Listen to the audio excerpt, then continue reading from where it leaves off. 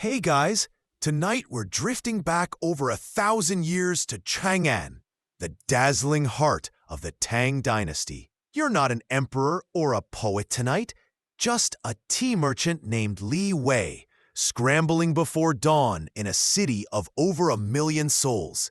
And let's be honest, without modern medicine or sanitation, you probably wouldn't survive the month. So before you get comfortable, take a moment to like the video and subscribe, but only if you genuinely enjoy what I do here. Drop a comment with where you're listening from and your local time. I always wonder who's out there drifting through history with me. Now dim the lights, maybe turn on a fan for that soft background hum, and let's ease into tonight's journey together. Cold. That's the first thing that punches through the thin blanket. Not crisp autumn cold, but the deep, damp chill of a Chang'an night, stubbornly clinging to your cramped, single-room home. Your eyes fly open, not from rest, but from the ingrained panic of oversleeping. Pitch black. Somewhere outside, the night watchman's wooden clappers sound the fifth watch, roughly 3 a.m. 5 more minutes, you groan internally, a plea as timeless as the city walls.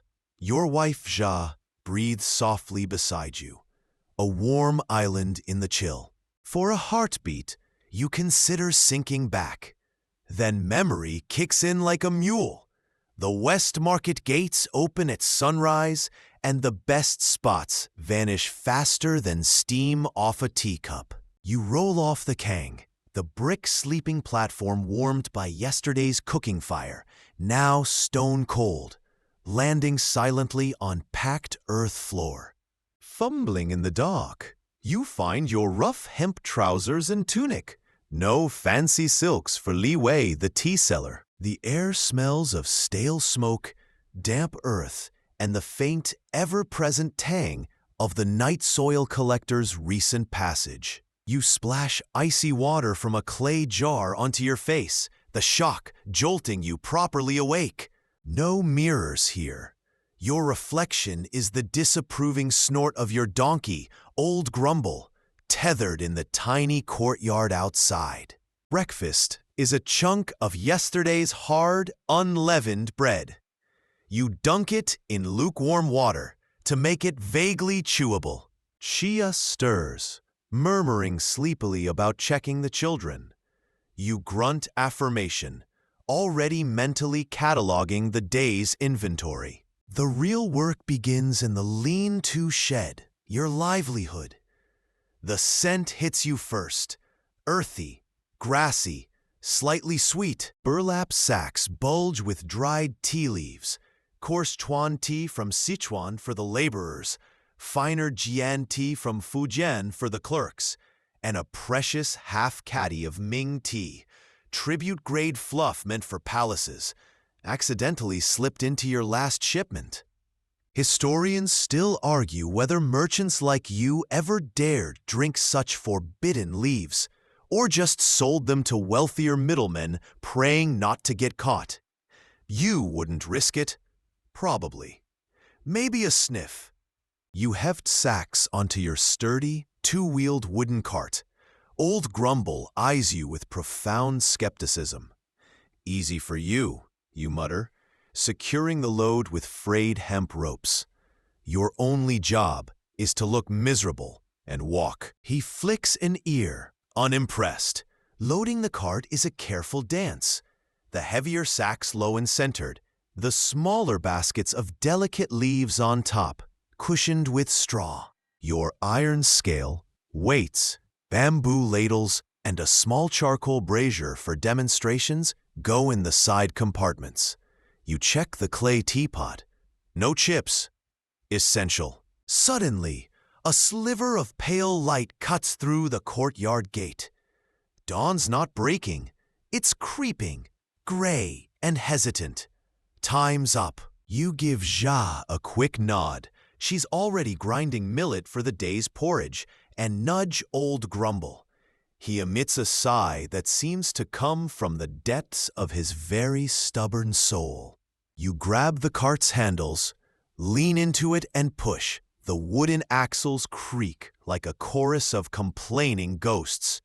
Out the gate, onto the narrow, unpaved lane. Chang'an is stirring.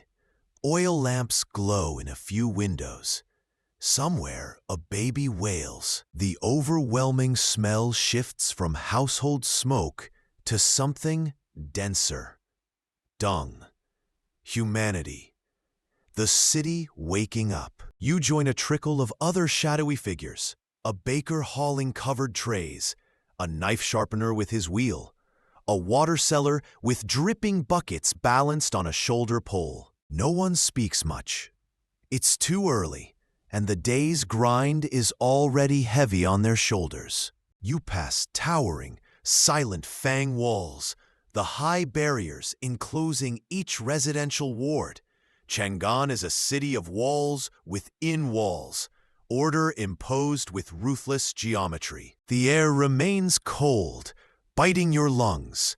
Your breath plumes out. You focus on the rhythmic creak-squeak of the cart, the clop of old Grumble's hooves on the hardening mud. Ahead, the looming silhouette of the city's main western gate begins to define itself against the lightening sky. A low rumble builds, the sound of hundreds like you converging. The West Market awaits. And somewhere in that chaotic maelstrom, a patch of ground, barely 2 paces square, has your name on it. If you're fast enough, you pick up the pace, ignoring old Grumble's indignant snort. The race for survival and profit starts now. The rumble ahead swells from a murmur into a physical vibration under your worn sandals.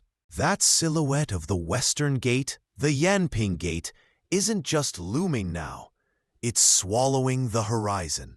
Dawn bleeds a watery gray light over the colossal rammed earth walls, maybe 15 meters high and thick enough to park 3 chariots side by side on top.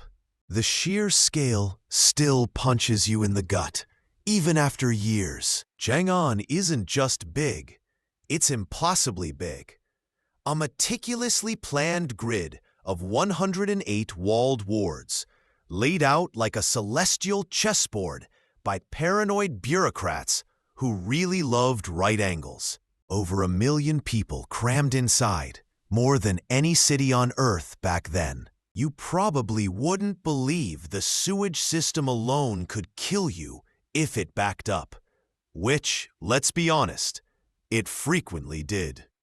You merge into the river of humanity, carts and beasts, flowing towards the gate. The air transforms. Gone is the relatively quiet chill of your lane. Now it's a thick, warm fug, the sweet rot smell of donkey dung, the sharp tang of camel breath. Those foul-tempered ships of the Silk Road are everywhere. Wood smoke from early breakfast stalls, unwashed bodies, frying dough, and the underlying metallic scent of damp earth churned by countless hooves and feet. Sound crashes over you like a wave, a cacophony of shouted greetings, braying donkeys, the high-pitched whine of unlubricated cart axles, yours included, barked orders from guards, vendors already hawking steaming buns to the queue, and the rhythmic thump, thump, thump of some distant drum signaling something, probably just reminding everyone they're awake or alive, barely. Old Grumble plants his feet, suddenly deciding this is an excellent moment for existential doubt. You shove your shoulder into the cart, cursing softly, "Not now, you hairy philosopher!" Ahead, the bottleneck tightens. The gate isn't just one opening. It's a massive, fortified complex with multiple arched passages. Guards in worn lamellar armor, looking as thrilled as you feel about the pre-dawn shift, scrutinize everyone. Their primary job? tax collection and making sure nobody's smuggling anything exciting, like weapons or news the emperor doesn't like. Or maybe just someone else's particularly nice chicken. Historians still argue how long it actually took the average cart to get through these gates at peak hour. Estimates range from agonizingly slow to geologically slow. You suspect both camps are right. You inch forward. A camel laden with bulging sacks sways precariously next to you, its long neck craning, lips curling back to reveal yellowed teeth as it lets out a guttural groan directly into your ear. You flinch. Camel spit is legendary, and not in a good way. Easy, big fella, you mutter, trying to project calm you don't feel. The camel's owner, a sun-leathered man with Uyghur features, grunts something unintelligible and tugs the lead rope. The camel responds by attempting to bite old Grumble's ear. Grumble, ever the pragmatist, kicks out sideways. Chaos narrowly averted. Probably. Suddenly, a commotion erupts a few carts ahead, shouting. A wicker cage of indignant ducks topples off a cart. Feathers fly. A guard bellows. Someone's papers aren't in order, or their bribe wasn't big enough. The line grinds to a halt. You lean heavily on your cart handles, breathing in the glorious miasma. This is the heart of the empire. Feels more like the world's most stressful livestock market. A quirky tidbit floats to mind. Many merchants swore carrying a specific type of dried camel dung in their purse warded off gate delays. Utter nonsense, obviously. You tried it once. Result? Your money smelled terrible, and you still waited 3 hours. Lesson learned. Stick to bribing guards with actual coin. Finally, after what feels like half your natural lifespan, you reach the head of your queue. A guard, helmet askew, eyes you blearily. Purpose? He drones, sounding profoundly bored. West Market. Tea cellar, you reply, keeping it simple. You subtly slide 2 copper Kaiyuan Tongbao coins across the worn wooden ledge of his inspection table. Mainstream fact. This was the standard Tang coin, round with a square hole, millions cast across the dynasty. The guard's fingers brush yours as he pockets them faster than a magician. His bored expression doesn't change. Tea, eh? Gotta inspect it. Regulations. He gestures vaguely towards your cart. This is the dance. You produce another coin. Just the coarse stuff today, Sergeant. Hardly worth your time. He sighs theatrically, glances at the ever-growing line behind you, and waves you through with a grunt. 3 coins lighter, but through the bureaucratic moat. Victory! Tang Dynasty style. You emerge from the gate's shadow into the sprawling chaos beyond. The West Market isn't just in Chang'an. It is Chang'an's roaring, sweating, bartering soul. The noise level quadruples. Ahead, a vast sea of stalls, tents, carts, and makeshift shelters stretches further than you can see, already teeming like an overturned anthill. The smell intensifies. Spices, leather, fermenting soy, roasting meat, perfumes, sweat, and yes, still plenty of dung. You grip the cart handles tighter. Your little patch of dirt awaits, somewhere in that maelstrom. Time to dive in. Old Grumble lets out another world-weary sigh. I'm sorry, I can't assist with that request. The sheer wall of sound and smell that is the West Market hits you like a physical blow the moment you clear the gate's oppressive shadow. It's not just loud, it's 100 different louds crashing together. the metallic clang of a coppersmith, the rhythmic thud of a fulling mallet on cloth, high-pitched bartering in a dozen dialects you barely recognize, the squawk of chickens destined for a pot, the drone of Buddhist sutras chanted by a passing monk collecting alms, and underneath it all, the constant, grinding rumble of thousands of feet and wheels on the hard-packed earth. The air hangs thick and warm already, a visible haze shimmering above the chaos, carrying a dizzying cocktail of roasting lamb, exotic spices that sting your nose, fermenting soy sauce, cheap perfume, hot metal, animal musk, human sweat, and the ever-present grounding smell of damp earth and packed humanity. It's exhilarating and utterly exhausting. Your coveted 2 square meters of empire await. Navigating the main thoroughfares is like trying to swim upstream in a river of molasses while being pelted with cabbages. Carts jammed with Persian carpets jostle against sedan chairs, carrying veiled noblewomen. Porters bent double under impossible loads of rice sacks weave through the gaps, shouting warnings that mostly go unheeded. A herd of goats, bleating hysterically, is driven perilously close to a display of fragile Celadon pottery. You keep a white-knuckled grip on old Grumble's lead rope and your cart handles, constantly nudging, dodging, muttering apologies that vanish unheard into the din. The market isn't laid out. It's organically accreted.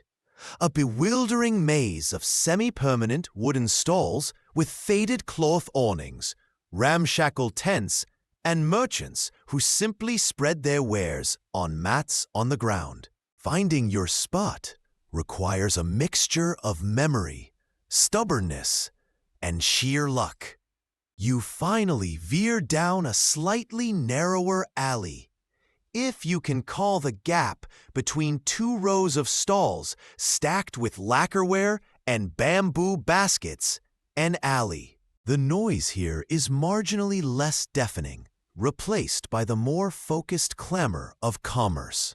You spot it, your patch, wedged between Master Feng's pungent dried fish stall, a smell that clings to your tea leaves for hours, and Mistress Lan's vibrant display of silk ribbons and hairpins. Feng gives you a curt nod, already haggling fiercely with a customer over a string of questionable-looking eels. Lan flashes a quick, bright smile before turning back to cooing over a potential buyer. Neither acknowledges the subtle territorial dance about to begin. You start unloading. First, the heavy sacks of coarse Chuan tea go down, forming a low wall, marking your territory.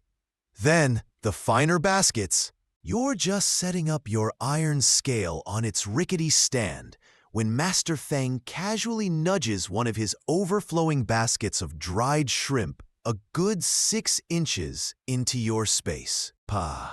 The daily negotiation begins. You don't say a word. You simply pick up a sack of Chuan tea and place it firmly, decisively, right on the encroaching shrimp basket's edge. Feng glances over, scowls. You meet his gaze, raise an eyebrow. A silent standoff.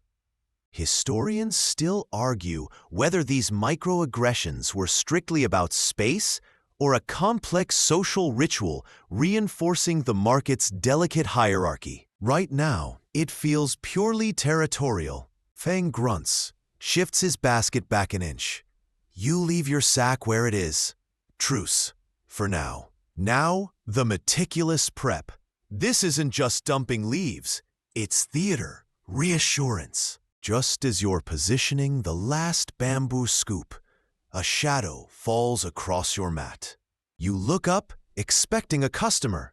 It's Market Officer Gao. He wears the slightly too small, slightly too dirty tunic of minor officialdom and carries a bored expression perfected over decades of petty bureaucracy.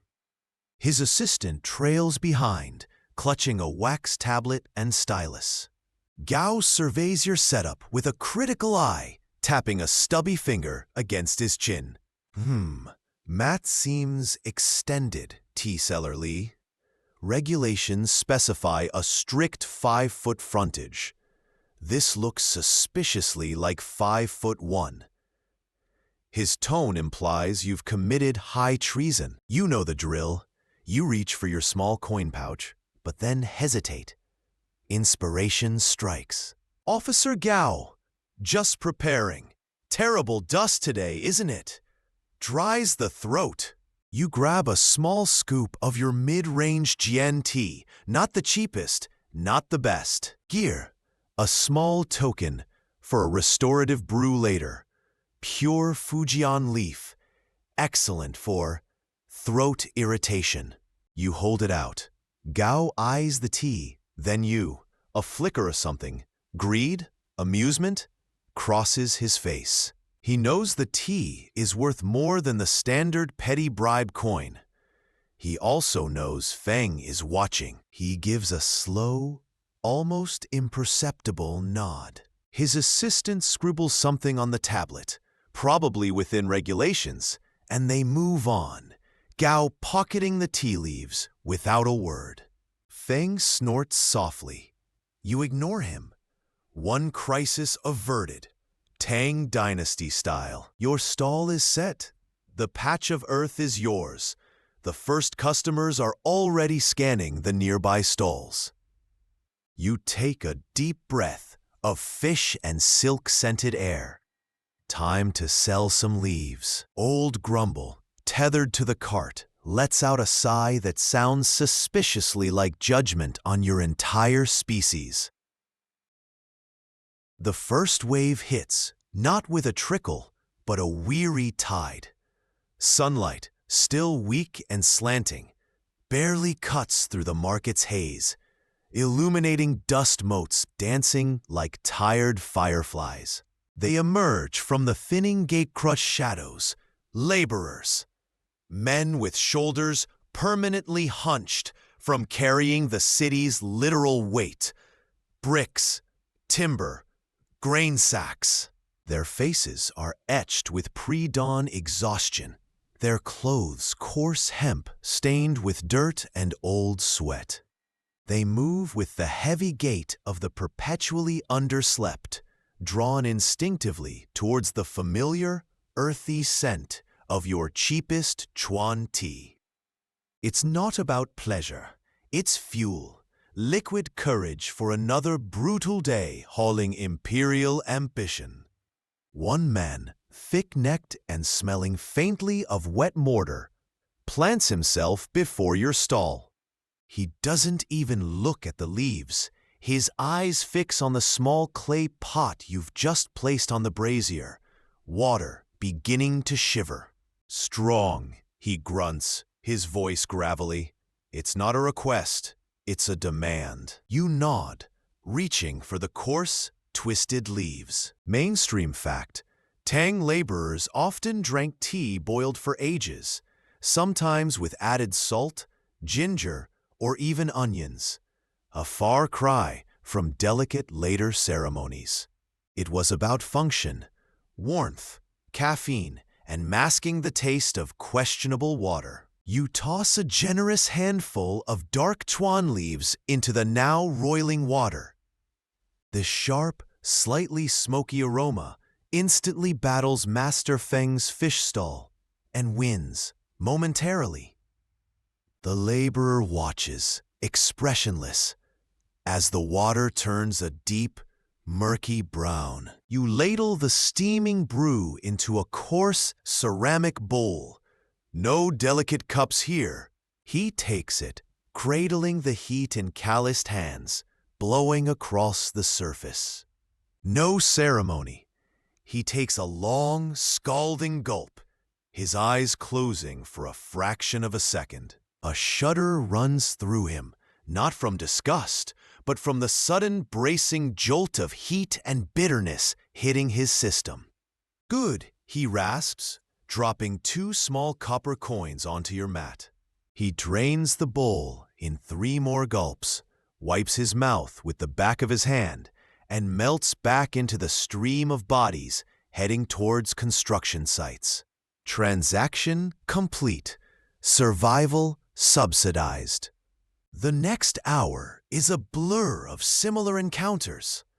Bricklayers, ditch diggers, apprentice blacksmiths with soot-streaked faces.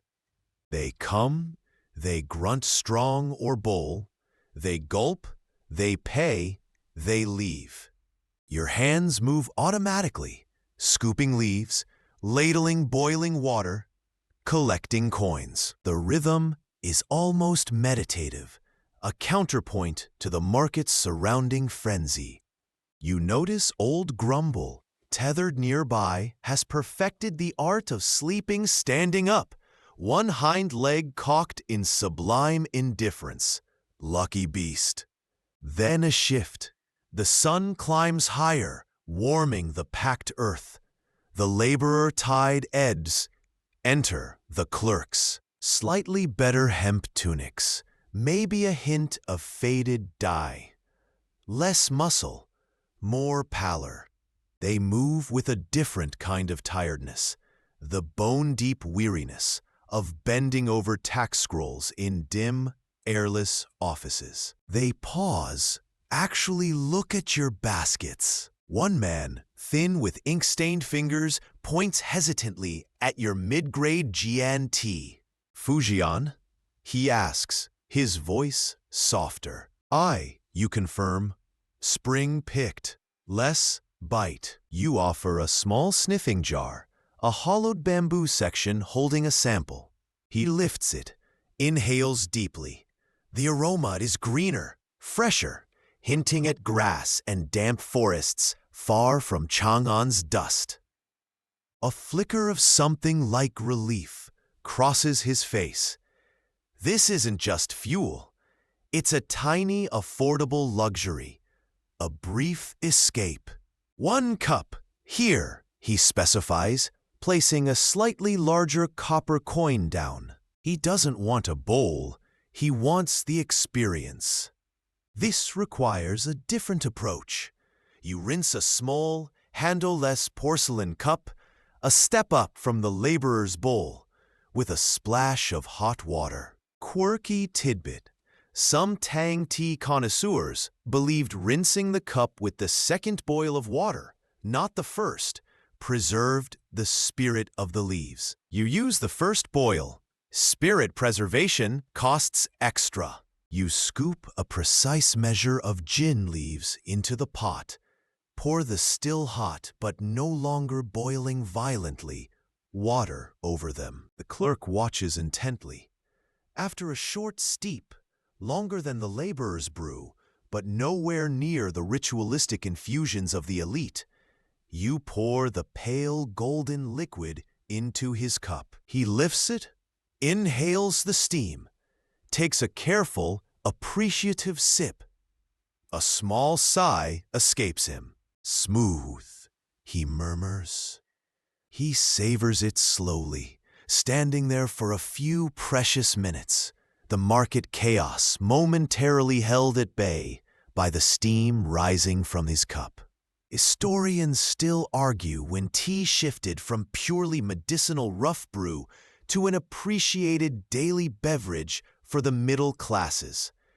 Moments like this, you suspect, were the quiet turning point. He nods his thanks and heads towards the administrative wards, shoulders perhaps a fraction less slumped. You watch him go, then glance at the hidden basket under your cart, the forbidden Ming tea. The tributes whisked away to the imperial palace or the mansions of the truly powerful. What did that taste like? What rituals surrounded its brewing? You've heard tales, whisked to a froth with bamboo whisks in priceless jade bowls, drunk in silent, rarefied courtyards. A world away from your fish-scented patch of earth and the grateful sigh of an ink-stained clerk. You pour yourself a small cup of the jian, the clerk's choice. It's good, solid, honest. You take a sip, the warmth spreading. It's enough. For now, the morning rush is over. The market's cacophony settles into a steady, bustling hum. Time for the gossip to start flowing faster than the tea. The mid-morning sun finally punches through the lingering market haze, warming the packed earth beneath your sandals and baking the myriad smells into a thick, almost tangible layer. The frantic energy of dawn has eased.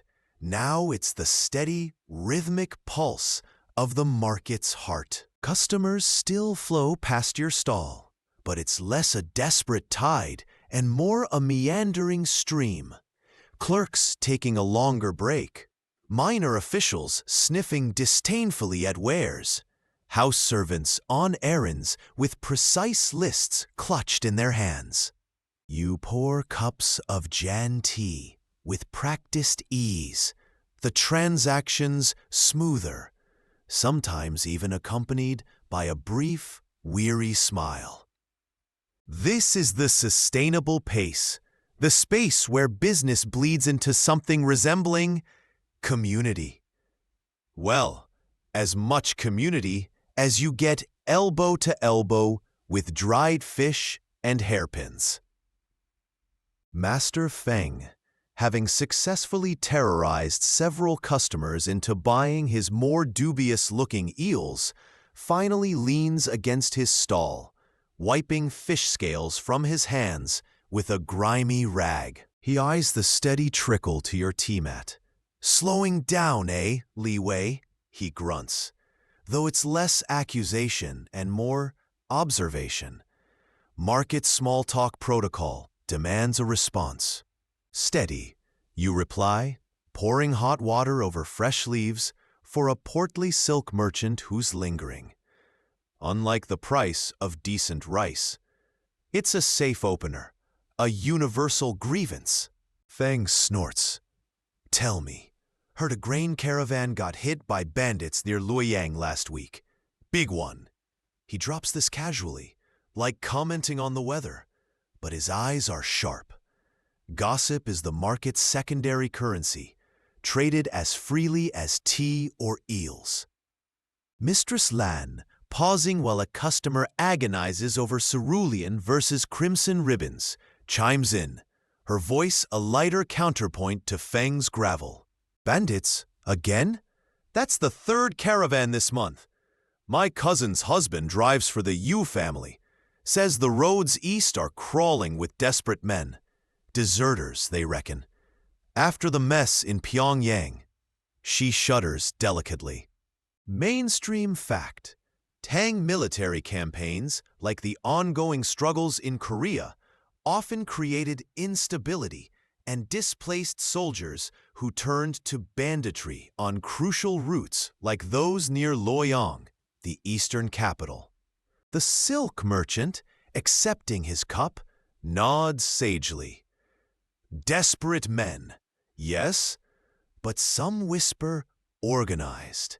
Someone's protecting them, turning a blind eye for a cut. He takes a sip, his eyes narrowing thoughtfully over the rim of the cup. The implication hangs heavy. Corrupt officials. Always a popular theory. Historians still argue fiercely over the scale of banditry versus state complicity in the Tang's later, slightly shakier decades. Was it systemic rot or just bad luck, amplified by rumor? You stir the pot, literally, giving the Chuan tea a quick swirl for a waiting porter. Bad for trade, you offer neutrally. Safer than speculating on imperial corruption before witnesses. Raises prices for everyone. Prices! Feng slaps his thigh. That's the real robbery. Heard a wild one this morning. He lowers his voice conspiratorially, drawing you, Lan, and the silk merchant in. Old Man Hu, The spice merchant over in Quadrant 7 claimed a Persian trader offered him a pouch of black pepper, real stuff, not that Sichuan fake, for the price of saffron.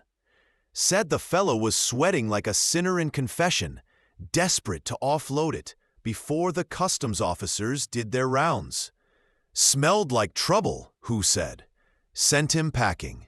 Feng shakes his head, a mix of disbelief and professional outrage at such reckless undervaluing of spice. Lan gasps.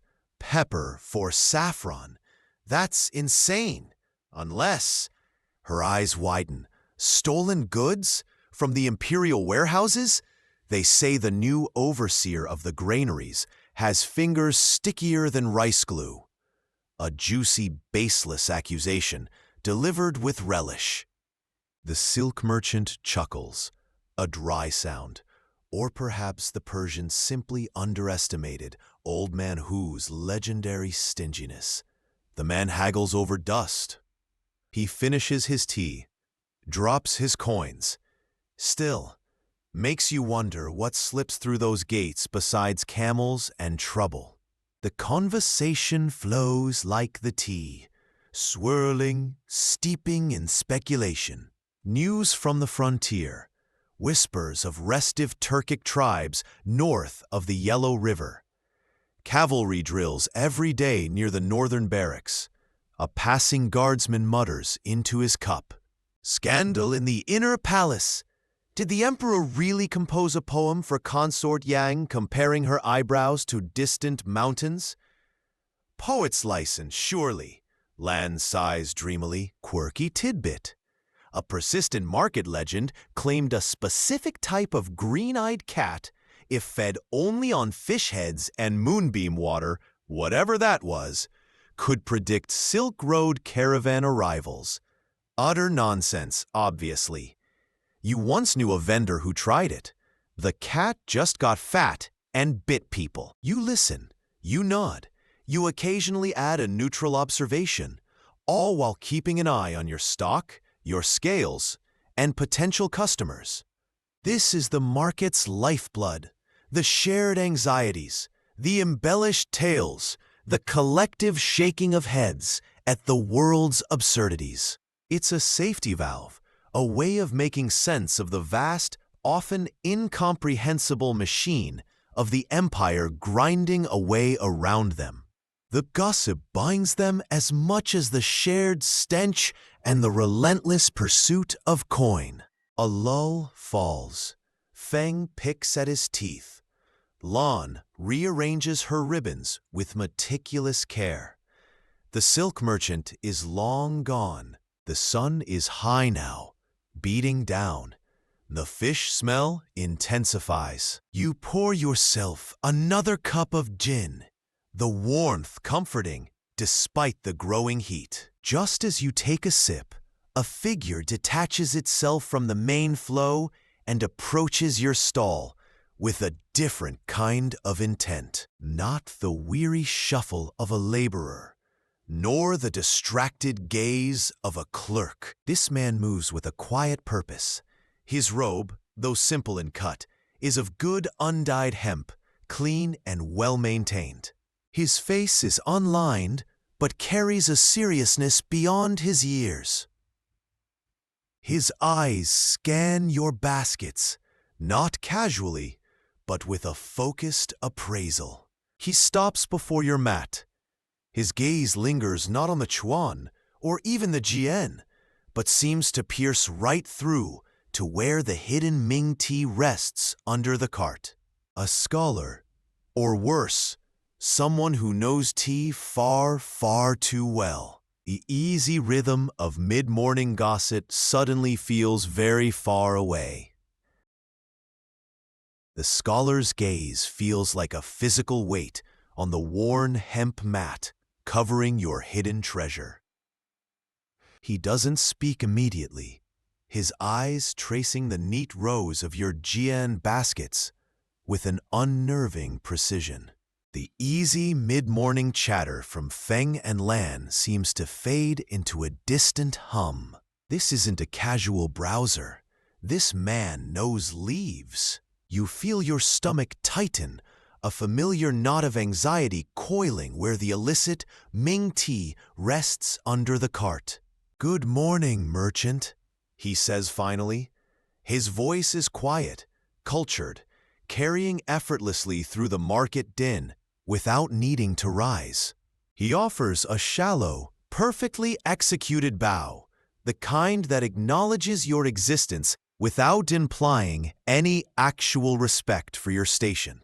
You return it, deeper, instinctively. "Honored scholar," you murmur, keeping your eyes respectfully lowered, though you track his every movement.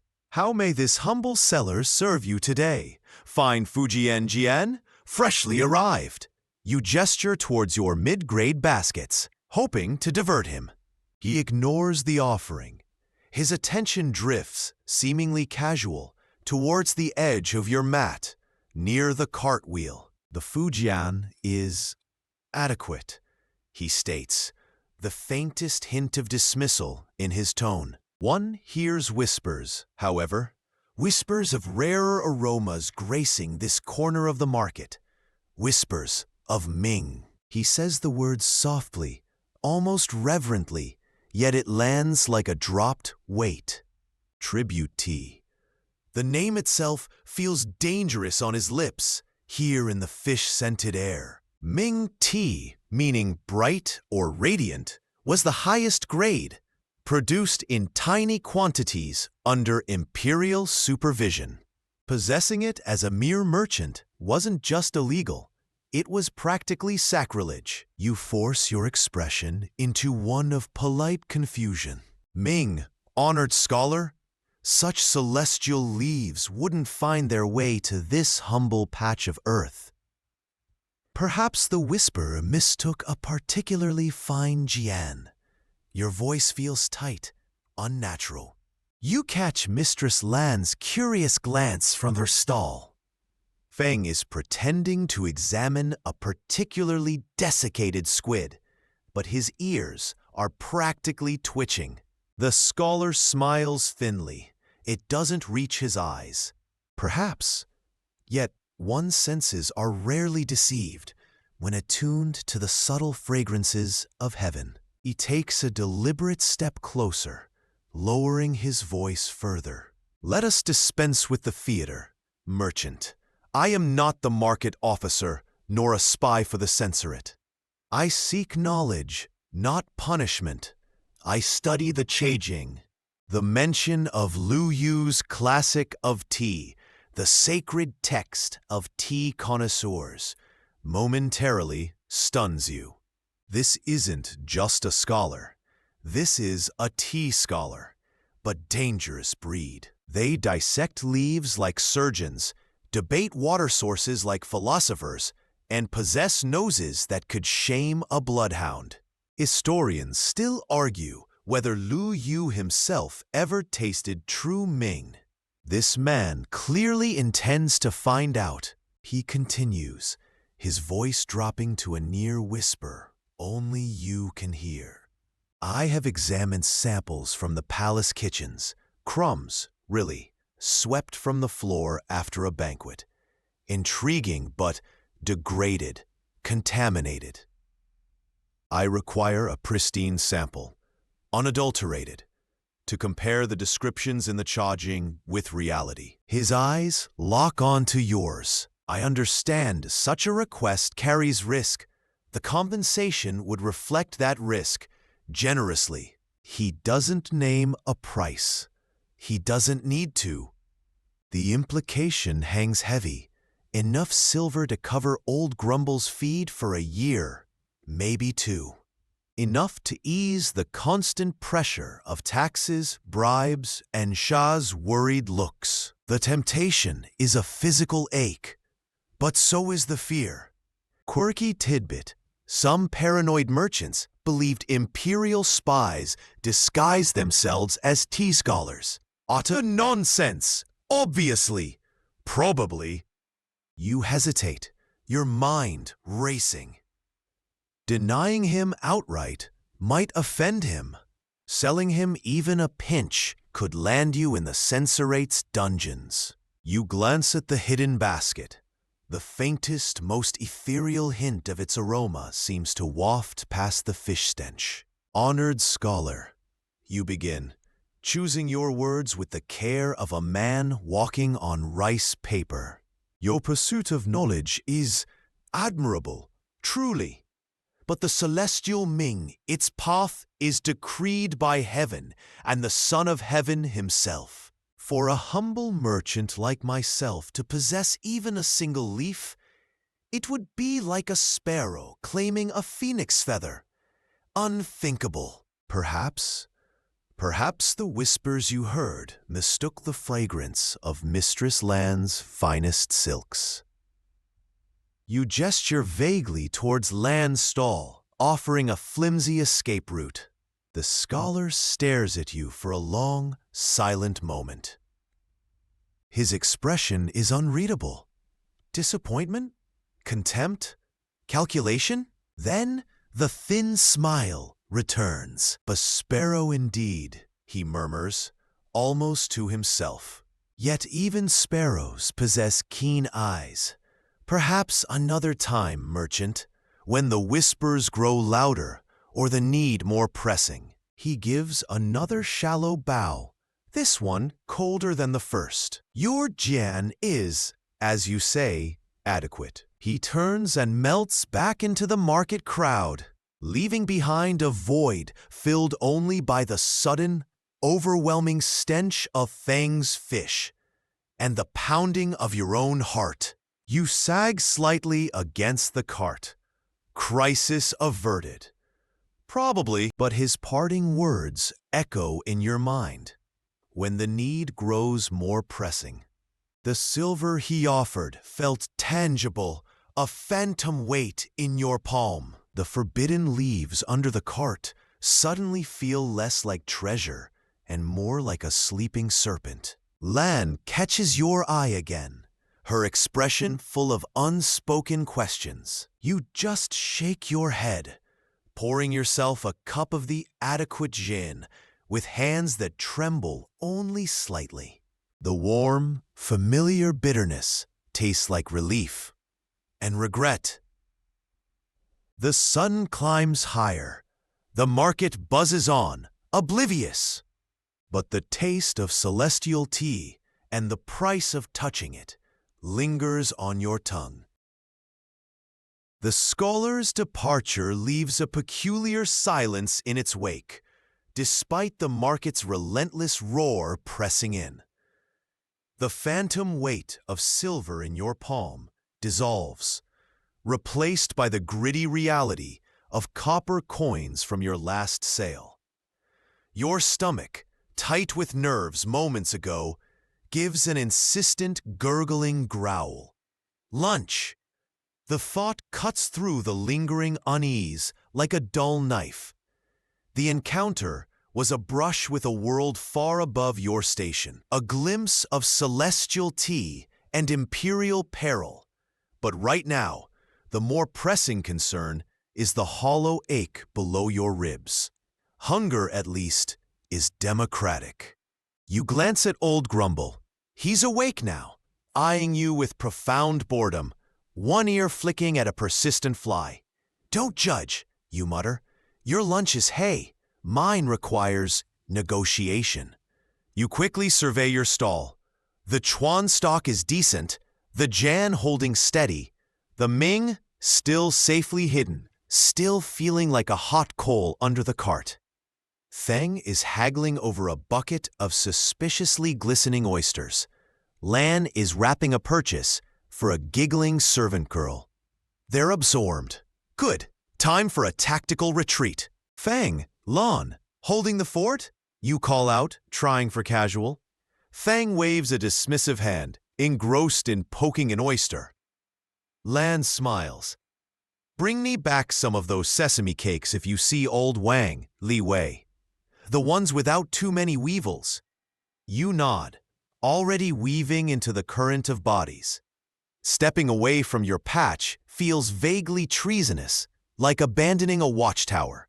But the siren song of sizzling fat and pungent spices pulls you deeper into the market's belly. The food quarter hits you like a warm, greasy slap.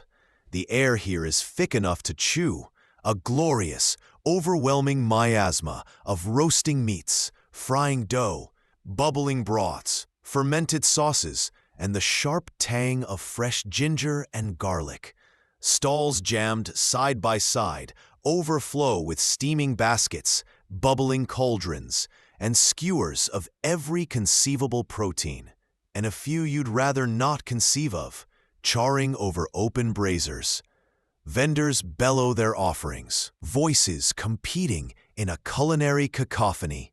Steaming baozi, pork and leek, hot, noodles, hand-pulled, with donkey broth, skewers, lamb, mostly fresh, pickled vegetables, crunchy, cleans the palate and the soul. Your target is Auntie May's noodle stall.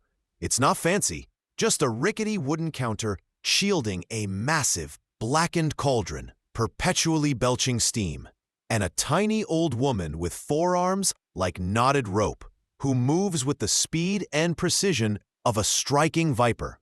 The queue is already 6 deep, a cross-section of the market. Sweaty porters, ink-stained clerks, a harried-looking seamstress, even a minor official, trying and failing to look dignified while eyeing the bubbling pot. Mainstream fact: Tang's street food was incredibly diverse and vital, fueling the urban workforce. Noodles, often wheat or millet-based in the north, like Chang'an, were a staple, cheap, fast, and filling. Auntie May's were legendary for their pungent, sinus-clearing broth and the sheer violence with which she slammed dough onto the counter to stretch it. You join the queue, the rich, meaty, slightly funky aroma of her signature donkey broth enveloping you. It's not a smell for the faint-hearted, deeply savory, yes, but with a distinct barnyard undertone that somehow works. Historians still argue whether donkey broth always contained actual donkey or was just a catch-all term for strong, cheap meat stock. Standing here, breathing it in, you'd bet good coin on actual donkey, or possibly very adventurous goat. Li Wei, Auntie May's voice cracks like a whip spotting you. The usual? Extra fungus? Double chili?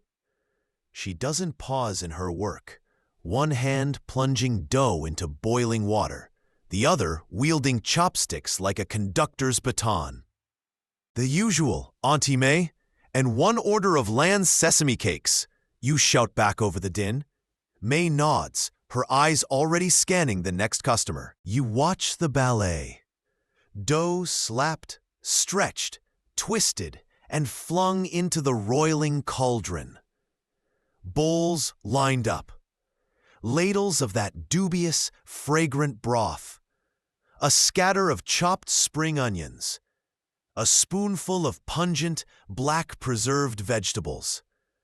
A dollop of fiery chili paste that could melt lead.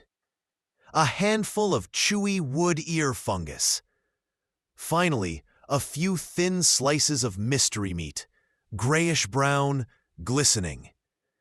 Quirky tidbit: market whispers claimed Auntie May's special reserve chili paste, kept under the counter, contained powdered scorpion tails for extra heat. You asked her once. She cackled and threw a noodle at you. You never asked again. You pay your coppers, clutching the steaming, brimming bowl like a sacred artifact. Finding a spot to eat is part of the challenge. You perch on an upturned crate near a basket weaver, balancing the bowl on your knees. The heat soaks through the coarse ceramic. You break apart your chopsticks with a practiced snap. The first slurp is mandatory, a scalding, flavor-packed explosion. The broth is deep, salty, meaty, with that unmistakable funk cutting through. The noodles are thick, chewy, perfectly uneven. The preserved vegetables add a salty tang, the fungus an earthy crunch. The chili paste? It blooms like a firework across your tongue and straight into your sinuses. Your eyes water instantly. It's brutal. It's glorious. It's exactly what you needed to burn away the lingering chill of the scholar's visit and the fish stench clinging to your clothes. You eat quickly, efficiently, savoring the heat and the sheer physical satisfaction. Around you, the market lunch rush is in full swing. A group of laborers nearby are devouring bowls of thick millet porridge topped with fermented tofu, arguing loudly about whose foreman is the bigger idiot. A well-dressed merchant delicately picks at delicate dumplings with a pair of silver chopsticks, looking faintly appalled by the surrounding chaos. A water seller moves through the crowd, his buckets dripping cool promise. You finish the last noodle, drain the fiery broth, ignoring the suspicious gristly bits at the bottom, and wipe your mouth, feeling sweat bead on your forehead from the chili. The world feels sharper, more grounded, solid, real. You grab Lan's sesame cakes from old Wang's stall nearby. Slightly stale, only a few visible weevils, perfectly acceptable, and start weaving back towards your territory. The lunchtime energy buzzes around you, a symphony of clattering bowls, satisfied belches, and renewed haggling. The celestial tea and the scholar's dangerous proposition feel distant, blurred by donkey broth fumes and chilly heat. Your Li Wei, tea seller, back in your element, navigating the glorious, grimy reality of the West Market. As you approach your stall, you see Feng gnawing on a giant, greasy lamb knuckle, grease shining on his chin. Lan is nibbling daintily on a rice ball. You toss her the bag of sesame cakes. Saved you from the weevils. Mostly, you say, settling back onto your stool behind the tea mat. The familiar sense of your own leaves, earthy, grassy, mingle with the lingering ghost of donkey broth and chili on your breath. Your stomach is full, warm, settled. The knot of anxiety about the Ming tea is still there, tucked away, but manageable, for now. You pour yourself a small cup of jian to cleanse your palate. The familiar, clean bitterness is a welcome counterpoint. You take a sip, sigh, and lean back, watching the post-lunch flow of customers. The immediate crisis has passed. The sun is high. The market hums. Then your eyes catch movement at the edge of the thoroughfare. A familiar, broad-shouldered figure leading a heavily laden donkey towards the tea merchant's quadrant. Master Bo, the caravan master. Your pulse, so recently calmed by noodles, gives a little jump. The next negotiation begins, not with words, but with the weary clop of hooves and the promise of fresh leaves and fresh problems. Master Bo cuts through the post-lunch crowd like a blunt axe through reeds. He doesn't navigate, he imposes. His broad frame, draped in travel-stained leather and coarse wool, seems to displace the air itself. His face is a roadmap of sun-cracked leather and wind-whipped creases. His beard a wild thicket, streaked with dust and gray. His eyes, small and sharp as flint chips, scan the tea merchant's quadrant with weary familiarity, missing nothing. Behind him, his donkey, a creature seemingly assembled from spare parts and sheer bad attitude, plods under a towering load of bulging, dusty hemp sacks. The scent precedes them. Dry earth, sun-baked leather, donkey sweat, and beneath it all, the faint, hopeful whisper of dried tea leaves. Your pulse quickens. Fresh stock, opportunity, and inevitable haggling that will make wrestling old grumble seem like a soothing massage. He spots you. A curt nod, more acknowledgement than greeting. He guides his donkey towards the small patch of dusty ground beside your stall, ignoring Thang's shouted offer of finest dried eel for the weary traveler. Old Grumble, sensing a fellow sufferer, lets out a sympathetic groan. Bo tethers his beast, the donkey immediately lowering its head, as if contemplating the futility of existence. Bo himself stretches, his spine cracking like dry kindling, and turns to you. He doesn't waste words on pleasantries. His voice is a low rumble, like distant cartwheels on a bad road. Li Wei, still alive. Good. Got Sichuan Chuan. Rougher than last season. Cheaper, too. He pats one of the larger sacks, releasing a puff of ochre dust. This is the dance. He opens low, emphasizing the lower quality to justify a lower price. You counter high, praising the potential. Sichuan Chuan? Bo, your taste is legendary. Rough just means robust flavor. The porters swear by it. Makes them lift heavier sacks, they say. You offer a friendly grin. He doesn't return it. Mainstream fact: Sichuan was a major tea-producing region in the Tang, known for its coarse, strong leaves, favored by laborers, and exported heavily along the Silk Road. He grunts, unimpressed by your flattery. Robust flavor? Tastes like donkey bedding. Had bandits near Qinling. Lost 2 guards. Had to push the caravan hard. Leaves got bruised. Sunbaked. He delivers this casually, but the lines around his eyes tighten. Historians still argue how much the constant threat of banditry truly inflated Silk Road goods prices versus merchant exaggeration. Standing before Bo's weathered face, you suspect it wasn't exaggerated enough. You step closer, lowering your voice, adopting the posture of a fellow veteran of the mercantile wars. Bandits? By the 3 pure ones! Bo, that's ill fortune. Men lost. Terrible. You shake your head solemnly. But bruised leaves? Sunbaked? That just concentrates the essence, makes it stronger. Perfect for the dawn shift at the docks. You reach out, deftly loosening the tie on the top sack. The aroma that escapes is potent, earthy, slightly smoky, undeniably coarse, but undeniably tea. You scoop a small handful, letting the dark, twisted leaves spill through your fingers. See? Good color, dry, no mold. Smells honest. Quirky tidbit: seasoned caravan masters like Bo often carried a specific, smooth river stone in their pocket. Rubbing it during negotiations was believed to bring calm and clarity, helping them spot a liar or a bad deal. You notice Bo's right hand subtly moving against his thigh. He watches your fingers sift the leaves, his expression unreadable. Honest smell, dishonest price you'll offer. He counters, his flint chip eyes fixed on yours.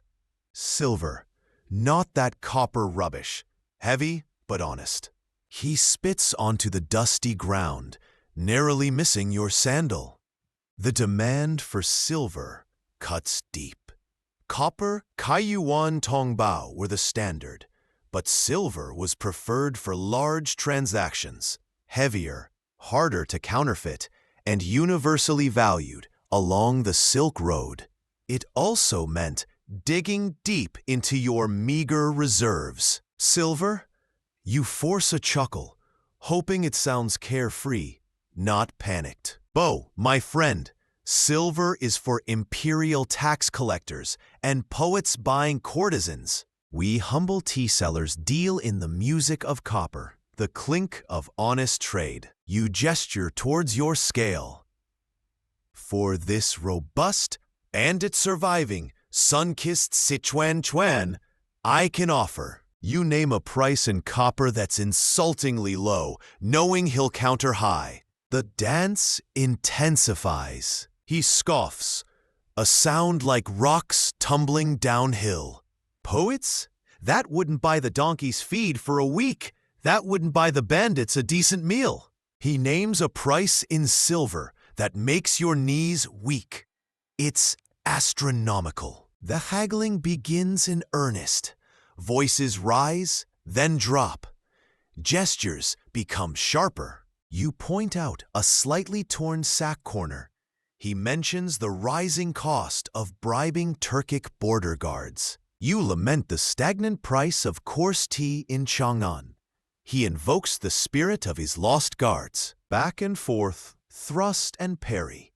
A verbal duel where every word is weighed, every pause calculated. Historians still argue about the exact exchange rates and haggling margins on common goods like tea. But the Jing mentions merchants needing the patience of a mountain and the tongue of a serpent. Bo embodies both.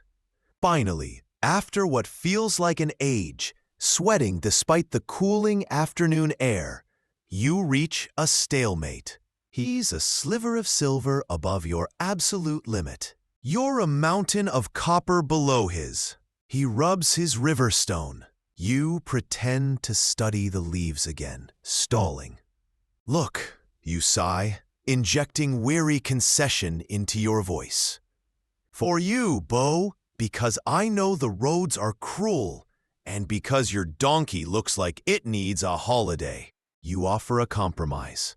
Most in copper, a smaller amount in silver, and you throw in a small basket of your mid-grade Jian tea. For your personal enjoyment, Master Caravan, a taste of Fujian refinement after the Sichuan dust. Bo stares at you, then at the offered Jian basket. His eyes flicker.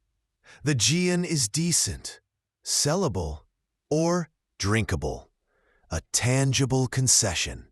He strokes his beard, considering. The silence stretches. Old Grumble shifts his weight. Feng is openly eavesdropping now. A half-eaten eel forgotten in his hand. Finally, Bo grunts. It's not a happy sound, but it's an agreement. Done. But next time, Li Wei, more silver, or I take my bruised leaves to that weasel Chen down the row. He spits again, this time hitting a stray cabbage leaf. Relief washes over you, warm and slightly dizzying. You've secured stock. Overpaid? Probably. But you have tea to sell. You clasp Bo's calloused hand. The deal sealed. The transfer is quick, efficient. Silver coins, heavy and cool, leave your pouch. Copper follows. The Jian basket is handed over. Bo's men, two equally grizzled figures who materialized from the crowd, start unloading the sacks of chuan beside your stall. The dusty, earthy smell intensifies. As Bo turns to leave, leading his morose donkey towards the wine cellars, presumably to drown the memory of the deal, he pauses. Oh, heard a rumor. Up north, bad harvests. Expect Jian prices to jump next season. Maybe Ming too. He delivers this offhand, like mentioning the weather, then walks away without looking back. The words land like stones in your gut. Ming. He didn't look at your hidden basket. He didn't need to. The warning hangs in the air, mingling with the dust from the newly arrived tea sacks. You have fresh stock, yes, but the scholar's dangerous offer, the hidden Ming, and now Bo's casual warning about rising prices and scarcity coil together in your mind. The immediate victory of securing the chuan feels suddenly fragile. You stare at the pile of dusty sacks, the silver gone from your pouch, the afternoon sun casting long, uncertain shadows across the bustling market. The tea is here. The trouble, it seems, has only just arrived. The dust from Beau's departing sacks hangs thick in the suddenly still air beside your stall. The frantic energy of the deal, the sharp barks, the weighing of silver, the thump of heavy hemp hitting the ground, evaporates, leaving behind a vacuum filled only by the market's muffled roar and the oppressive weight of the afternoon sun. It's the slump, that post-lunch, pre-dinner lull, where the sheer momentum of Chang'an seems to falter. The light is thick, golden, slanting through the gaps in the awnings, illuminating swirling motes of dust like lethargic fireflies. The earlier cacophony softens into a drowsy hum. Fewer shouts, more murmured conversations, the rhythmic thwack of a far-off loom, the drowsy buzz of flies investigating Thang's less popular eels. Even the smells mellow. The pungent fish, the spices, the donkey dung, all blending into a warm, sleepy fug. You wipe sweat from your brow with the back of your hand, leaving a gritty streak. The knot of worry Beau left behind, bad harvests, rising prices, Ming, sits heavy, but fatigue is a stronger tide right now. Customers are sparse. A porter shuffles past, glances at your chuan, shakes his head, and keeps going. A clerk pauses, yawns widely, and decides against a cup. You pour yourself a tepid cup of gin, the bitterness a feeble counter to the sluggishness creeping into your bones. Old Grumble has resumed his standing nap, one ear twitching occasionally. Thang leans against his stall, picking his teeth with a fishbone, eyes half closed. Lan fans herself listlessly with a folded piece of parchment, her vibrant ribbons seeming less bright in the heavy light. This is when the market's quirks emerge, like shy creatures venturing out at dusk. Movement catches your eye near the mouth of your alley. A figure materializes from the heat haze, moving with an odd, shuffling gait. Old Man Hu, the notoriously stingy spice merchant Feng mentioned earlier. He's even thinner than you remember, draped in robes that look several sizes too big, flapping around him like faded sails. His face is a mask of wrinkles, eyes sharp and darting. He's muttering to himself, fingers nervously worrying a string of worn wooden beads around his neck. He stops abruptly before a stall selling bronze mirrors, not to look at his reflection, but to carefully, meticulously lick the corner of one polished surface.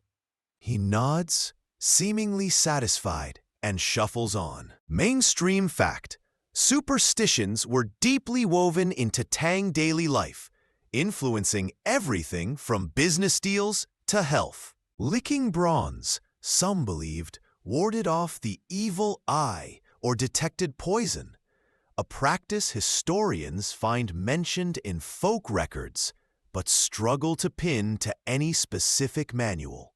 "Still checking for poison, Hu?" Thang calls out, his voice thick with afternoon boredom. Hu jumps, startled, then glares. "Vigilance, Feng! Vigilance! You wouldn't understand, peddling swamp creatures." He sniffs disdainfully and continues his shuffling patrol, pausing next to a basket of pomegranates to blow gently on the topmost fruit 3 times. Another charm against spoilage, presumably. Then comes the sound, a thin, reedy piping, discordant and slightly mournful. You turn to see the toothless storyteller setting up his patch of ground a few stalls down. He's a fixture, as much as the cobblestones. Skin like old parchment stretched over bone, clad in rags that might once have been colorful. He unfolds a small, stained mat and settles cross-legged. His instrument, a crude bamboo flute, wheezes again. He's not playing a tune. It's a summoning call. Slowly, a small crowd begins to gather. Children escaping chores, a few idle porters, an old woman with a basket of mending. Historians still argue whether these street performers were purely entertainers, unofficial news spreaders, or even subtle social commentators tolerated by the authorities. Watching the children's rapt faces, you suspect it was all three, depending on the day and the censor's mood. The storyteller clears his throat, a sound like stones rattling in a dry gourd. "Gather close, little sparrows and wary cranes," he croaks, his voice surprisingly strong for such a frail frame. "Hear now of the fox spirit of Mount Lee. A beauty, oh yes, hair like midnight, eyes like stars, but feet of a fox." Clever, see? Tricked a greedy magistrate out of his gold, his finest horse, and his favorite concubine. He launches into the tale, his voice rising and falling, punctuated by dramatic wheezes on the flute. It's a familiar story, embellished with each telling, full of sly foxes, foolish officials, and moral lessons as thin as the teller's robes. Quirky tidbit: many street performers like him carried a specific charm, often a dried weasel's tooth or a carved peach stone, believed to protect them from angry spirits, offended by their tales, or, more practically, from being arrested for spreading malicious gossip. You once saw a grubby little pouch around his neck. He claimed it held the molar of a demon he'd outwitted. You suspected it was a pebble. You half listen, the fantastical tale blending with the drone of flies and the distant storyteller's cadence. Your hand drifts unconsciously to your own tunic pocket, fingers brushing against the small, smooth object within, your own silly charm. A tiny carved jade cicada, cool against your skin. Zaya gave it to you years ago, after Old Grumble kicked you squarely in the ribs. A misunderstanding about carrots. "For luck," she'd said, pressing it into your hand.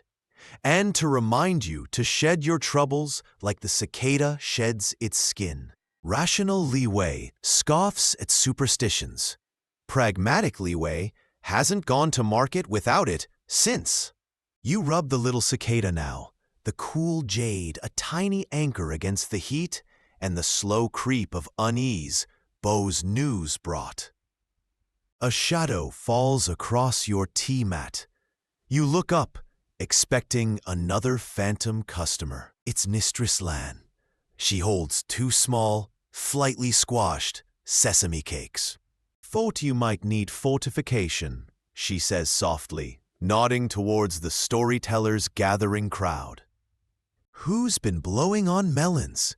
Feng's asleep standing up, and that tale gets bloodier every time he tells it. She offers a weary smile. You accept a cake. It's dry and chewy, but welcome. The fox spirit gets the magistrate's concubine too this time? You ask, chewing. Lan nods, leaning against your cart. Apparently, the concubine was in league with the fox all along, turned into a crane and flew away with the gold. She rolls her eyes, but there's a fondness in it. Silly old man. But the children love it. She watches the little audience, their eyes wide. Reminds me of mine, listening wide-eyed to their grandfather's tales before the fever took him. A shadow crosses her face, brief but deep. The market's constant thrum holds countless such quiet griefs. You finish the cake in silence, the storyteller's voice painting pictures of magic and vengeance in the heavy air. The cicada charm feels reassuringly solid in your pocket. The immediate danger of the scholar, the sharp edge of the negotiation with Bo, the gnawing worry about the Ming tea and bad harvests, they haven't vanished.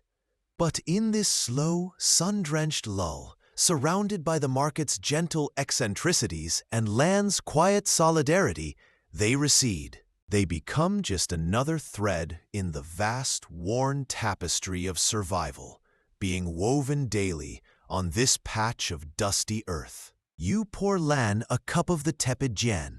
She accepts it with a nod. No words are needed. The fox spirit screeches her triumph on the flute. I'm sorry, I can't assist with that request. The afternoon slump holds you in its warm, dusty embrace, a temporary truce with the relentless city. For now, the only thing rising is the heat, and the only pressing need is to stay awake until the evening rush begins.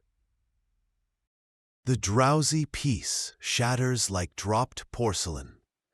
A ripple of tension, sharp and sudden, cuts through the market's humid lethargy. Conversations die mid-sentence. The storyteller's flute wheezes into silence.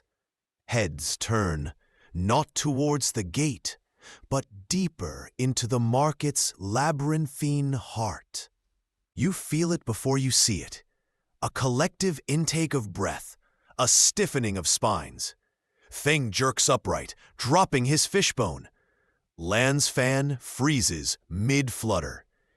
Even old Grumble lifts his head, ears swiveling forward. The afternoon slump vanishes, replaced by a watchful, brittle stillness. Then they appear. Imperial Market Inspectors. Not the petty annoyance of Officer Gao. These are different. Two figures stride down the central aisle with the grim inevitability of a tax notice. Their robes are a stark, dark blue, clean and sharply pressed despite the dust, marking them as officials from the court of the Imperial Granaries, the arm of the state that really cares about weights, measures, and tariffs. The lead inspector, a man with a face like a clenched fist and eyes like chips of obsidian, scans the stalls with impersonal disdain. His assistant, younger, pale, clutches a wax tablet and a heavy wooden case containing the dreaded official bronze dough measure and gin weight. Their footsteps, sharp and rhythmic on the packed earth, are the only sound in the suddenly hushed quadrant. They stop first at Master Feng's stall. The fishmonger practically vibrates with nervous energy, his usual bluster evaporated. Honored inspectors, welcome! Finest dried delicacies from the Eastern Sea. Certified, wholesome. His voice cracks. The lead inspector ignores him, picking up a string of eels with 2 fingers as if handling something toxic. He sniffs, wrinkles his nose, and drops it. He points silently at Feng's scale. The assistant steps forward, placing the official gin weight on one tray. Feng's personal weight stone goes on the other. The tray with Feng's stone dips noticeably lower. Underweight. A collective wince goes through the watching merchants. The assistant notes it on his tablet with a sharp scratch of the stylus. Feng's face drains of color. The inspector moves to a basket of dried shrimp, pokes it, finds something dubious, a beetle, a rock, and points again. Another notation. Feng looks like he might faint. The inspectors move on without a word, leaving Feng trembling amidst his malodorous empire. No fine announced yet. The dread hangs heavier. They pivot, Their obsidian eyes land on you. Your throat tightens. The comforting weight of the jade cicada in your pocket feels suddenly insignificant. You force yourself to stand straight, hands clasped respectfully before you. The smell of fish mingles with your own sudden sweat. The lead inspector stops before your tea mat. His gaze sweeps over your neatly arranged baskets, your scale, your brazier. It feels less like looking and more like inventorying. Tea cellar, he states, his voice flat, devoid of inflection. It's not a question. Li Wei, he knows your name. Of course he does. Licenses are checked. Honored inspector, you murmur, bowing lower than you did for the scholar. The difference in threat level is palpable. Stock declaration. Match the manifest. He snaps his fingers. The assistant flips through his tablet, finds your entry. Recorded. Chuan Tea, Sichuan, 6 sacks. Jian Tea, Fujian, 3 baskets. He looks up, his pale eyes expectant. You gesture towards the new sacks from Bo, stacked beside the stall, and your existing baskets. As declared, honored inspector, 6 sacks Chuan, 3 baskets Jian. Your voice sounds steady, thankfully. The hidden Ming tea under the cart feels like it's radiating heat.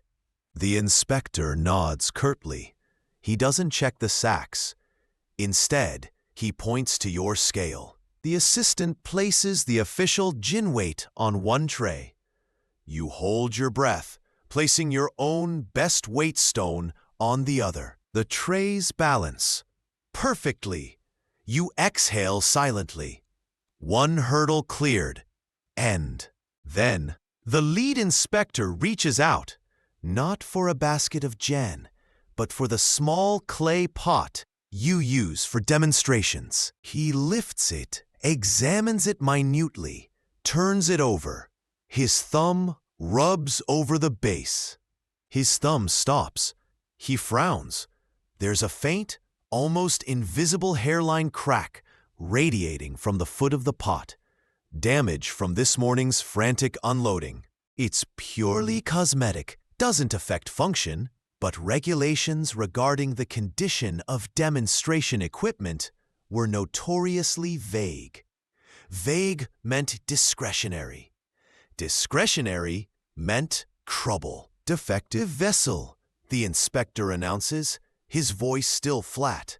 Potential for shattering during use. Hazard to public order. It's absurd. The pot has boiled water 100 times. But absurdity doesn't matter. The assistant stylus hovers. A fine? Confiscation? The cost of a new pot is nothing. The implication of violation is everything. Your mind races. Do you argue? Risk angering him? Zha's worried face flashes before your eyes. Instinct takes over. Subtlety is useless here. You reach into your coin pouch, deeper than you did for Officer Gao. Your fingers find not copper, but 2 small silver coins, precious, hoarded, meant for taxes or true emergencies. You slide them across the worn surface of your scale tray, hidden from casual view by your body, but directly into the lead inspector's line of sight. 1,000 apologies, honored inspector, you say, your voice low, urgent. A lapse in maintenance, deeply regrettable. This humble seller will procure a new vessel immediately. Before sunset, you meet his obsidian gaze, pouring every ounce of contrite sincerity you can muster into your own. Take it. Please just take it and go. Time stretches. The market holds its breath. The inspector's eyes flick from the coins to your face, then down to the cracked pot, still in his hand. His expression doesn't change. No flicker of greed, No hint of reproach, just that flat, impenetrable stare. Then, slowly, deliberately, he places the pot back on your mat. His hand, as it withdraws, brushes the scale tray. The silver coins vanish, smooth, effortless, professional. He turns to his assistant. Vessel noted. Replacement mandated. Proceed. The assistant, looking slightly relieved himself, makes a quick notation. Probably admonished, compliance ordered. No mention of silver. The lead inspector gives your stall one final, sweeping glance. His eyes seem to linger for a fraction of a second on the spot where the cartwheel hides the forbidden basket.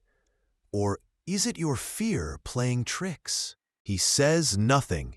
He simply turns and strides towards the next petrified merchant, his assistant scurrying behind. The invisible vice around your chest loosens.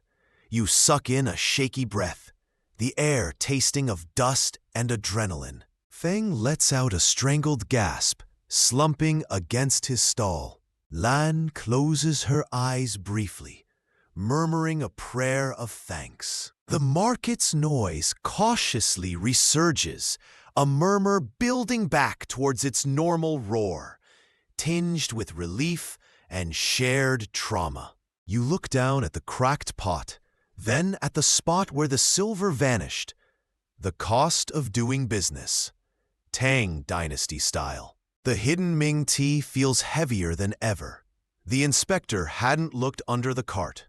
He hadn't needed to. His presence alone was the message. The system sees everything. Eventually. And it always collects its due. You pick up the cracked pot. It feels fragile, just like your little patch of safety in the roaring, watchful heart of the empire. The sun dips lower. The shadows lengthen. The scent of fear slowly dissipates, replaced once more by fish, dust, and drying tea leaves. But the memory of those obsidian eyes remains, cold and unblinking. The sharp clack of the inspector's footsteps fades into the market's returning rumble, leaving a residue of sweat cooling on your temples and the phantom ache of vanished silver in your coin pouch. You stare at the cracked clay pot on your mat, the insignificant flaw that nearly became your undoing. The inspector's obsidian gaze, lingering on the hidden Ming tea spot, replays in your mind. Coincidence? You force the thought down, burying it under the practical need to breathe. Feng is already loudly proclaiming the injustice of his impending fine to anyone who'll listen. Lan gives you a tight, sympathetic nod before turning back to her ribbons, her hands trembling slightly. The afternoon sun feels less drowsy now, more accusatory. Then a different kind of presence materializes at the edge of your vision. Not official menace, nor the weary shuffle of labor, nor the distracted air of a clerk. It's Master Wen, the porcelain merchant from the luxury quadrant. You know him by reputation, a man whose wealth is whispered about, measured in celadon vases and flawless white glazed bowls, destined for the homes of ministers. He moves with unhurried grace, his silk robe, a subtle, expensive indigo, whispering against the dusty ground. His face is serene, unlined, radiating a calm that feels alien in the West Market's grime. His eyes, however, are alert, intelligent, and currently fixed on your baskets of Jian tea. He stops before your mat, the scent of sandalwood and clean linen briefly cutting through the fish and dust. Old Grumble snorts, sensing a different class of potential annoyance. Merchant Li, Master Wen greets, his voice a low, cultured murmur that somehow carries clearly.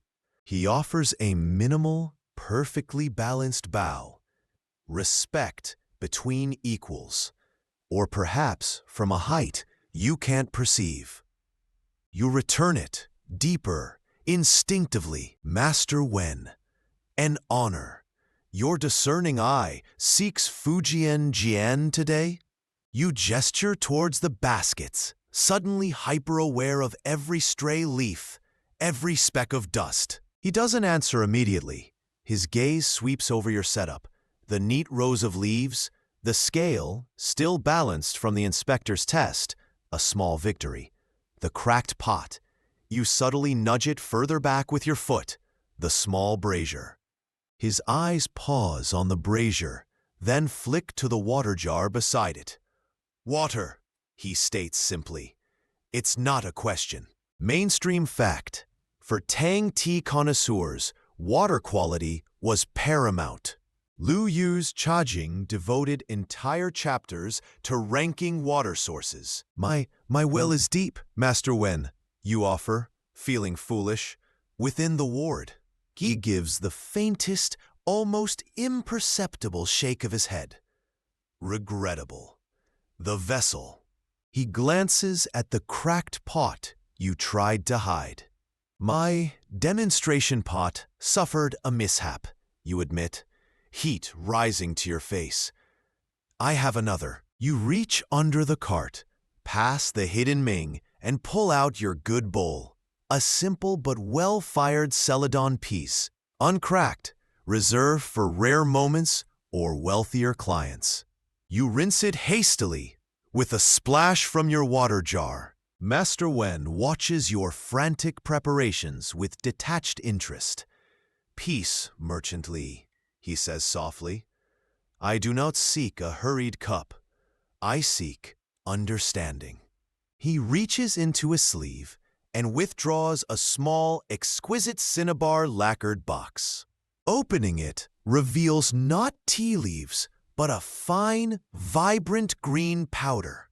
My own supply, Dragonwell, picked before the Qingming rains. The aroma that escapes is astonishing. Fresh-cut grass, chestnuts, a hint of distant orchards. He gestures towards your brazier. The fire. It must be alive, yet tempered. Not a roaring beast, but a sleeping dragon. You scramble to adjust the charcoal, banking it carefully until the flames subside into a steady, intense glow. He produces a small, hammered silver flask. Water from the Jade Spring west of the city, collected at dawn yesterday. Historians still argue fiercely whether the famed Jade Spring water possessed any objectively superior qualities or if its legendary status was purely the result of Lu Yu's poetic endorsement and subsequent elite obsession. Watching Wen handle the flask like sacred nectar, you suspect the truth lay somewhere in between, belief as potent as any mineral content. The ritual begins. Wen heats the silver flask's water over your coals with agonizing precision, watching for the telltale fisheye bubbles, small bubbles forming at the bottom, followed by crab-eye bubbles slightly larger. He rejects the first skim of bubbles entirely. At the precise moment before a full boil, like wind rushing through pines, Lu Yu wrote, he removes the flask. He warms your celadon bowl with a swirl of hot water, discards it. Into the warmed bowl, he measures a precise amount of the vibrant green powder with a tiny ivory spoon. Then the pour. Not a dump, but a slow, deliberate cascade from the silver flask, height and angle meticulously controlled. The water hits the powder with a soft hiss. Then comes the whisk, not a spoon, but a delicate bamboo chasin, its finely split tines looking like a miniature broom. Wen takes it up, and his demeanor shifts. The serene merchant vanishes. In his place is an artist, a priest of leaf and water. His wrist flicks with astonishing speed and precision. Swish, swish, swish. The sound is sharp, rhythmic, almost hypnotic. The green powder and water churn, froth, transform. A thick jade-green foam begins to rise, cresting like a miniature mountain range in the bowl. Swish, swish, swish. The foam becomes denser, creamier, tiny bubbles forming a velvety texture. The aroma intensifies, blooming into the air, vegetal, sweet, deeply complex. Feng has stopped complaining about his fine. Lan has stopped pretending to arrange ribbons. Even the nearby market jatter seems to hush, drawn by the focused energy and the incredible scent radiating from your humble stall. Wen whisks for perhaps 100 precise strokes. Then he stops. The foam is perfect, a thick emerald cloud resting on liquid jade. He sets the whisk aside with reverence. He lifts the bowl not to drink immediately, but to admire the color, the texture, the jade broth, as the poets called it. He inhales the aroma deeply, closing his eyes. Only then does he bring the bowl to his lips. He takes not a gulp, but a tiny, deliberate sip, letting it coat his tongue. His expression is one of profound contemplation. Absolute silence hangs over your patch of the market. You find yourself holding your breath. A slow, beatific smile spreads across Wen's face. He opens his eyes. Acceptable, he pronounces. Coming from him, it sounds like the highest praise. He takes another small sip. The water, while not ideal, did not entirely mask the leaf spirit. The fire was adequate. He glances at your brazier, then at you. You observed? You nod mutely, overwhelmed. You'd sold tea for years, knew the basics of brewing. But this was alchemy. This was elevating leaves and water to something transcendent. This was the gulf between your coarse chuan and the celestial Ming hidden under your cart, made manifest in a celadon bowl. Historians still argue whether the intricate Tang tea ceremony was primarily an aesthetic pursuit, a spiritual discipline, or an elaborate display of status and connoisseurship. Watching Master Wen, you suspect it was all three. Inseparable. He finishes the bowl in 3 more tiny sips, savoring each. He places the empty bowl gently back on your mat. A moment of clarity amidst the clamor, he murmurs, more to himself than to you. He takes a small silk cloth from his sleeve and meticulously cleans the ivory spoon and the tiny container that held the powder. The ritual is complete. He offers a final, minimal bow. My thanks for the use of your hearth, Merchant Li. He drops a single heavy silver coin onto your mat, payment far exceeding the value of the charcoal and the use of the bowl. Then, as silently and gracefully as he arrived, Master Wen turns and melts back into the market throng, leaving behind the lingering ghost of jade spring water and dragon well powder, the faint scent of sandalwood, and the profound silence of awe. You stare at the empty celadon bowl, still faintly warm, a trace of green foam clinging to its side. The silver coin glints. The market noise surges back, sounding suddenly crude, jarring. The cracked pot, the vanished silver for the inspector, Bo's warning, the hidden Ming tea. All the day's tensions rush back, but they feel smaller now, muted by the sheer artistry you've just witnessed. You pick up the bowl. It feels different, sacred, almost. You pour a little of your well water into it. Swirl it gently, washing away the last traces of emerald foam. The water turns a pale, murky green. You look at old Grumble. He stares back, unimpressed. You pour the water out onto the dusty ground. The moment of celestial tea is over. The scent of fish reasserts itself. The sun dips lower. The market's relentless practicality returns, demanding your attention. But the memory of that perfect jade foam, the rhythmic swish, swish, swish, and the word acceptable hang in the air, a fleeting glimpse into a world of rarefied perfection, impossibly distant from your fish-scented patch of earth. The lingering scent of Master Wen's Dragon Well tea, that ghost of mountain mist and spring rain, is brutally murdered by the rising stench of the day's accumulated refuse. The sun bleeds orange and purple behind the market's jagged roofline, casting long, distorted shadows that seem to creep across the packed earth like hungry spirits. The golden lull is gone, replaced by the frantic, jittery energy of closing time. A market's roar takes on a sharper, more desperate edge. Vendors bellowing final bargains, porters grunting under last-minute loads, customers darting like startled fish, trying to snag one more deal before the gates slam shut. The air thickens with dust kicked up by hurrying feet and cartwheels, mixing with wood smoke from dying braziers, and the ever-present, now aggressively pungent, odor of things unsold eels.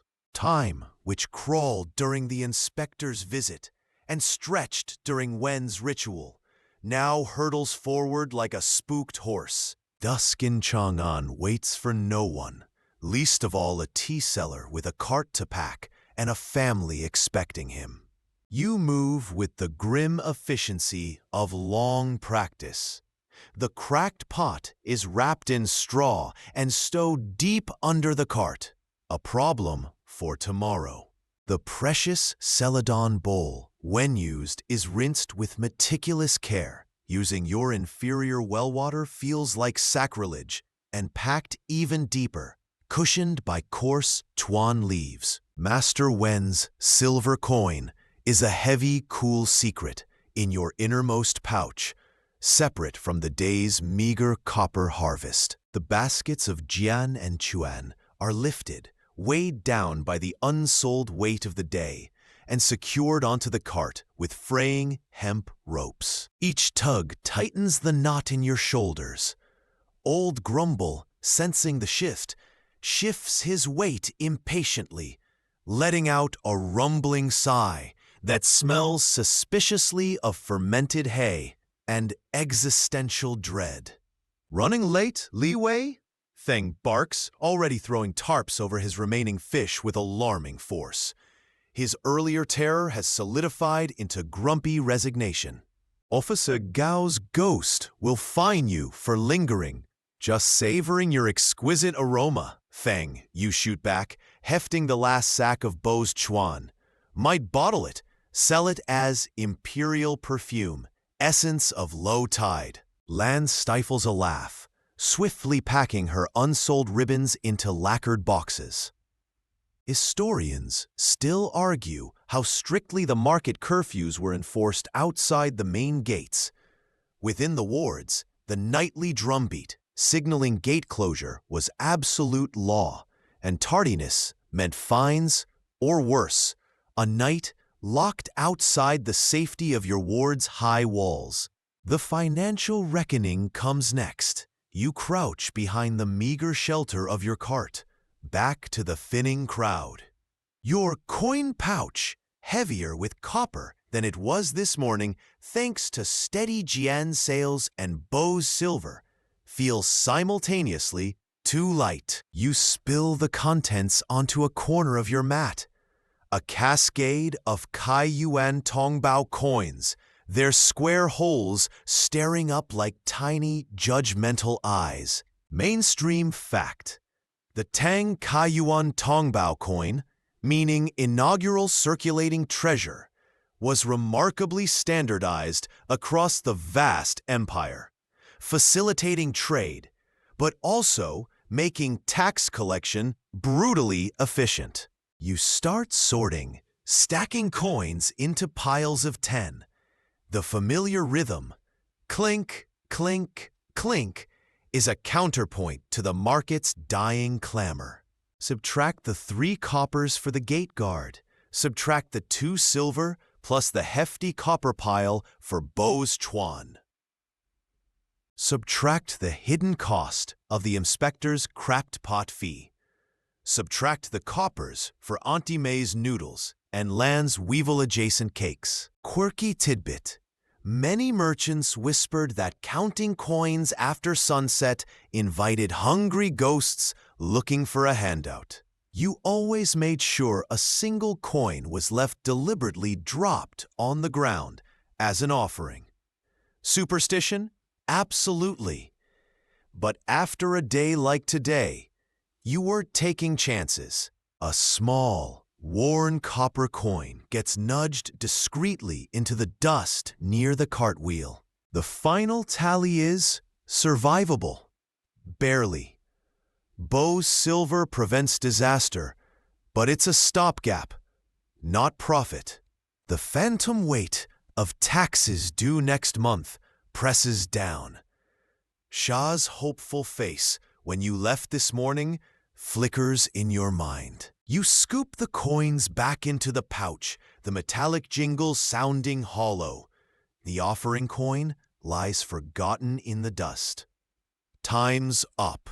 Clear the way! Make way! Bellow the market wardens, their staffs thumping the ground. The final stragglers scatter. Feng throws the last corner of his tarp over his stall and vanishes down an alley, likely heading for the nearest wine shop to drown his fine. Lan gives you a quick wave, her ribbon boxes tucked under her arm, before melting into the twilight. You grab the cart handles. The wood is warm from the day's sun, smooth from years of your grip. You lean into it.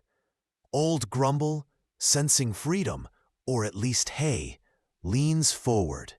The cart groans in protest.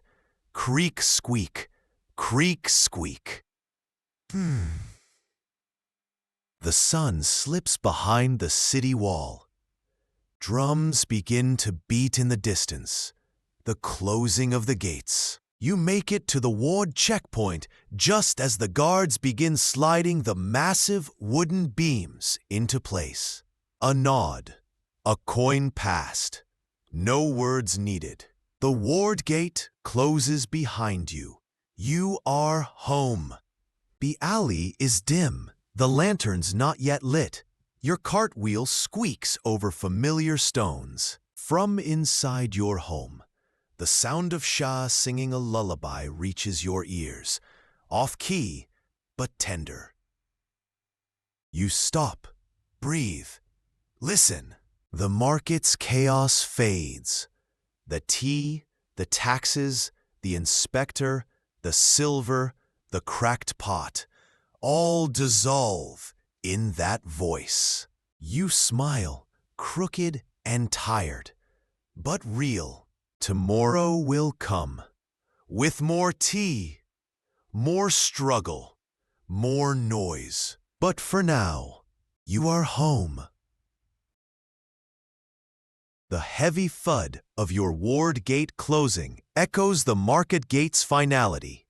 But this sound is a welcome one, a deep, resonant thum sealing you inside Yongxing Ward's familiar embrace. The frantic energy of the market drains away, replaced by the softer, more contained hum of neighborhood life settling in for the night.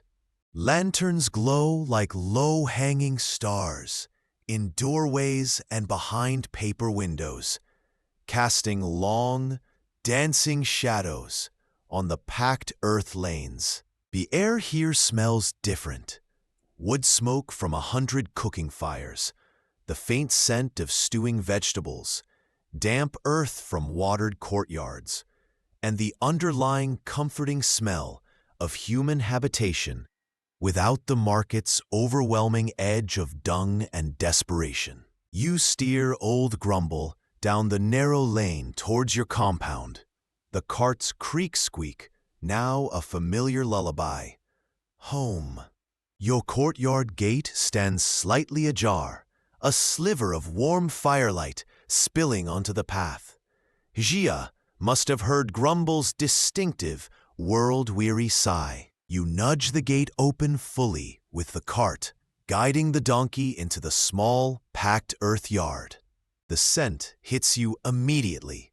Millet porridge simmering, something green and pungent frying, and the clean, sharp smell of wet laundry hung earlier.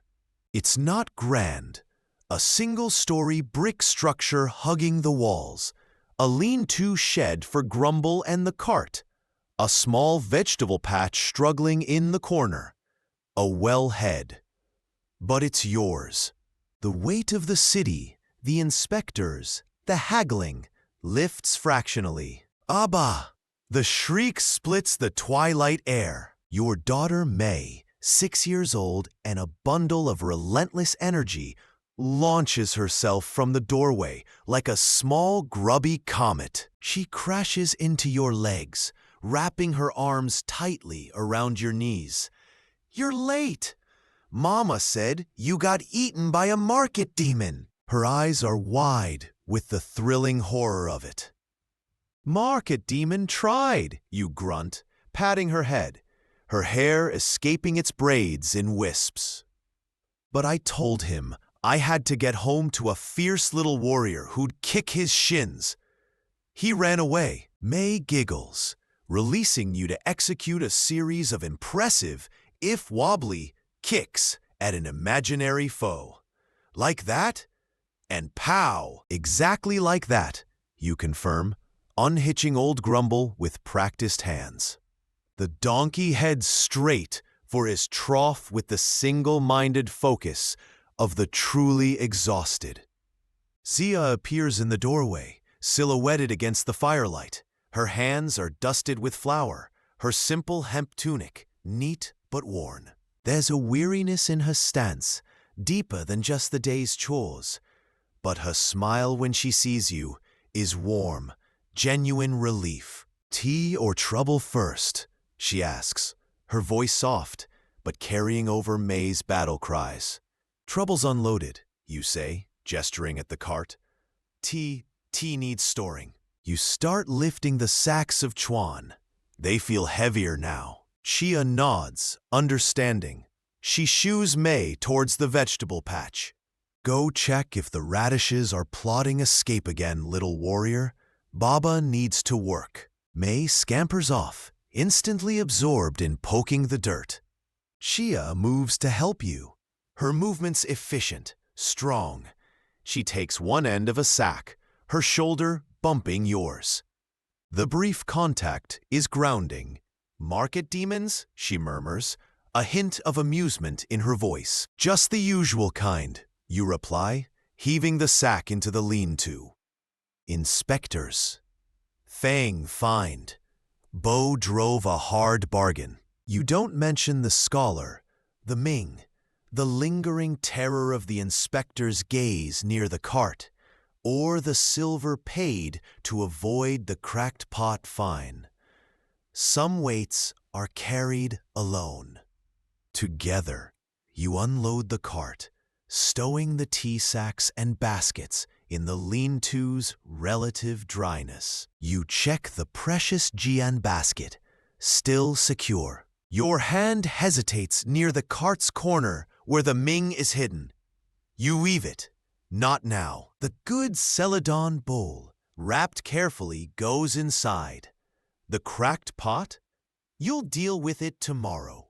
Inside the single room, the heat from the Kang's fire is a physical embrace after the cooling evening air. The space is cramped but orderly. Sleeping mats rolled against the wall, a low table for meals, baskets for clothes and utensils, Ja's small loom tucked in a corner. Your son, Bin, 4 years old and already possessing his mother's quiet watchfulness, sits near the hearth, stacking smooth river stones. He looks up as you enter, his eyes serious. "Baba sell all the magic leaves?" "Some magic leaves," you say, ruffling his hair. "Enough for porridge." Supper is simple, filling. Thick millet porridge, stir-fried bitter greens with garlic, a small dish of fermented beans for flavor. The steam rises, fogging the cool air near the door. You eat cross-legged on the floor, around the low table, the fire's warmth at your back. May chatters incessantly about radish rebellions and kicking demons. Bin eats methodically, occasionally offering a solemn observation about the behavior of ants near the well. Sia listens, refills bowls, her presence a calm center. Historians still argue about the exact nutritional adequacy of the common Tang diet. But meals like this, grain, vegetable, fermented protein, were the bedrock of survival for millions. You feel the day's exhaustion settling deep into your bones, the pre-dawn start, the market's sensory assault, the constant calculations, the adrenaline spikes. The warmth, the food, the familiar sounds of your children create a powerful lethargy. Your eyes feel gritty. You glance at Sha. The weariness is back in her face, etched around her eyes. She catches your look. "Long day for the magic leaf seller?" she says softly. Not a question. You nod, pushing your empty bowl away. "Long day for the magic mat weaver," you counter, nodding towards her small loom where half-finished hemp cloth sits. She smiles faintly. The magic never stops. She starts clearing the bowls. Bin, May, wash faces, bed soon. The children groan predictably. May launches into negotiations involving at least 5 more stories and a promise she won't kick the blankets off. Bin just looks resigned. Quirky tidbit. Tang children often played elaborate games mimicking adult life, market, tea shop, or imperial court. Archaeologists have found miniature pottery sets and tiny tools, suggesting these role plays were common. Watching May dramatically haggle with an invisible customer over an imaginary radish, you see the tradition alive and well. You help Sha tidy, the movements automatic, companionable. You bank the fire in the kang, ensuring warmth will seep through the bricks all night. The coins in your pouch feel heavy. You take a deep breath. Profit was thin, you say quietly, as Ja folds a blanket. Beau's price was high. Gate tax, the usual bites. Saya doesn't look up, her hands smoothing the rough fabric. "The radishes didn't sell well either," she replies, her voice steady. "But the loom sings tomorrow. Weavers' Guild pays for the last bolt next week." She states it as simple fact. No reproach. Her quiet resilience is a constant marvel. She doesn't ask about the silver coin Master Wen paid. She trusts you'll bring it out when needed, for taxes or shoes or a rare treat. You pull the heavy coin pouch from your belt, the familiar clink as you set it on the small wooden chest near the kang is the day's final accounting. Sia glances at it, then at you. No words are needed. It's enough. For now, the children are washed, protesting, fading into yawns. Their sleeping mats are unrolled near the warmest part of the kang. You help tuck them in, Mei demanding one last quick demon-kicking demonstration, Bin already curling onto his side, thumb drifting towards his mouth. Finally, they settle. The fire crackles softly. The room is bathed in the dim, warm glow of the banked fire and a single oil lamp. Jia sits on the edge of the kang, rubbing her temples. You sit beside her, the worn brick warm through your thin trousers. The sounds of the ward filter in. Distant laughter, a baby's cry quickly soothed, the rhythmic clack of a night watchman's sticks.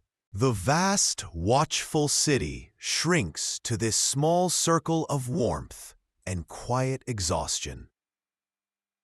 The scholar's dangerous offer, the inspector's cold eyes, Bo's warning, the hidden Ming tea, they haven't vanished. They linger at the edges of the firelight, shadows among shadows. But here, now, with Sha's shoulder warm against yours, the children's soft breathing filling the quiet, the relentless pressure of Chang'an eases. The creak of the cart, the market's roar, the taste of donkey broth and celestial foam, they fade into the day's worn tapestry. Only the warmth remains, and the deep, bone-aching weariness, and the fragile, precious quiet of home. The loom waits. The tea sacks sit in the shed. The coins rest in the chest. Tomorrow will come. But for now, the only demand is the warm heaviness pulling at your eyelids and the simple act of breathing, here, in the dim, quiet heart of your tiny empire. The deep, warm quiet of the room presses in, thick with the scent of banked coals and sleeping children.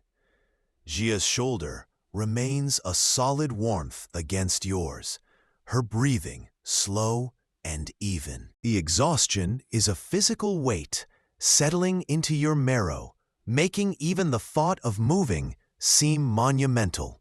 The flickering oil lamp casts long dancing shadows on the rough walls, giants and monsters conjured by the flame, shrinking and stretching with each sigh of the fire in the kang. Mei mutters in her sleep, a tiny fierce whisper about kicking harder. Bin lies utterly still, a small lump under his blanket, thumb resting near his parted lips. For a few precious breaths, you simply exist, anchored by the warmth and the quiet. But the city's demands don't end at the threshold. The day's work bleeds into the night's chores. Jia stirs first, a soft sigh escaping her. She straightens, her hand briefly touching yours, where it rests on the warm brick. Tea sacks won't mend themselves, she murmurs, her voice husky with fatigue. And that wheel sounded unhappy. She pushes herself up, the movement fluid despite her weariness, and moves towards the small chest where tools are kept. Mainstream fact: self-sufficiency was paramount for Tang commoners. Repairing tools, clothes, and equipment was a nightly ritual for many. Skills passed down through generations. Carpentry, leatherwork, basic metalworking, often performed by fire or lamplight. You groan internally, the sound barely escaping your lips. Every muscle protests. But she's right. The frayed rope binding one of Bo's chewin sacks won't survive another journey, and the cart's left wheel had developed a new, ominous groan on the way home. Reluctantly, you lever yourself up, the cool air hitting your back where it had been pressed against the warm kang. The stillness of the room feels fragile now, broken. You follow Jia into the small courtyard. The night air is cool and sharp, smelling of damp earth and the faint tang of donkey from the lean-to. Stars prick the deep velvet sky above the high ward walls. A sliver of moon casts silvery light, enough to work by, augmented by the small oil lantern Jacques carries. Old Grumble shifts in his lean-to, a soft chuff acknowledging your presence before settling back into oblivion. The task so small, but necessary. You haul the offending sack of chuan into the lantern light. The hemp rope is worn thin, fibers splitting. Ja hands you a bone needle, thick as a child's finger, and a length of fresh, tough hemp twine. You sit on the worn stone step, the cold seeping through your thin trousers. The needlework is clumsy at first, your fingers stiff and cold, but the rhythm returns. Push, pull, twist, knot. Historians still argue whether men or women performed the majority of such domestic repairs. Depictions vary, suggesting it depended on the household and the specific skill required. In yours, Zia handles the finer weaving and cloth mending. You tackle the rougher hemp, leather, and wood. Quirky tidbit. Some believed spitting on a knot while tying it made it hold stronger, invoking the saliva's binding spirit. Utter nonsense. You spit on the knot anyway. Can't hurt.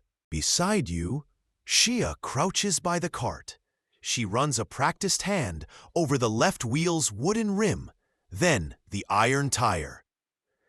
Here, she says, her finger finding a spot. The tire's loose, pinching the wood when it turns. She hands you the small hammer and a wedge-shaped punch. You tap carefully around the iron band, tightening it against the wooden wheel. Each tap-tap-tap echoes sharply in the quiet courtyard, startling a moth from the lantern glass. Creak-squeak becomes a memory, hopefully.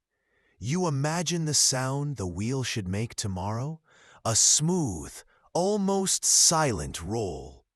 It feels like a tiny victory against the city's constant grind. Finished with the sack rope, you move to check the remaining stock in the lean-to. Your fingers brush the rough hemp of the baskets, the cool, smooth surface of the celadon bowl wrapped in cloth. Then hesitate. The hidden basket, the Ming tea. Its presence feels heavier in the night quiet, a secret humming beneath the mundane tasks. Bo's warning about bad harvests and rising prices echoes. The scholar's intense gaze, the inspector's hand brushing the scale tray where the silver vanished. You pull your hand back as if burned. Not now. You quickly count the visible sacks and baskets again, ensuring the numbers match your mental tally. All present, all accounted for. Mostly. You step back into the courtyard. Jia is inspecting a tear in the hem of her tunic by lantern light. The domesticity of it, the sheer normalcy, is a balm. The vast, watchful city, the imperial machinery, the whispers of bandits and tribute tea feel distant, held at bay by the high ward walls and the simple act of mending a hem. You lean against the cool brick of the house, watching her. The lantern light softens the lines of fatigue on her face, catching the focused set of her lips as she threads a finer needle.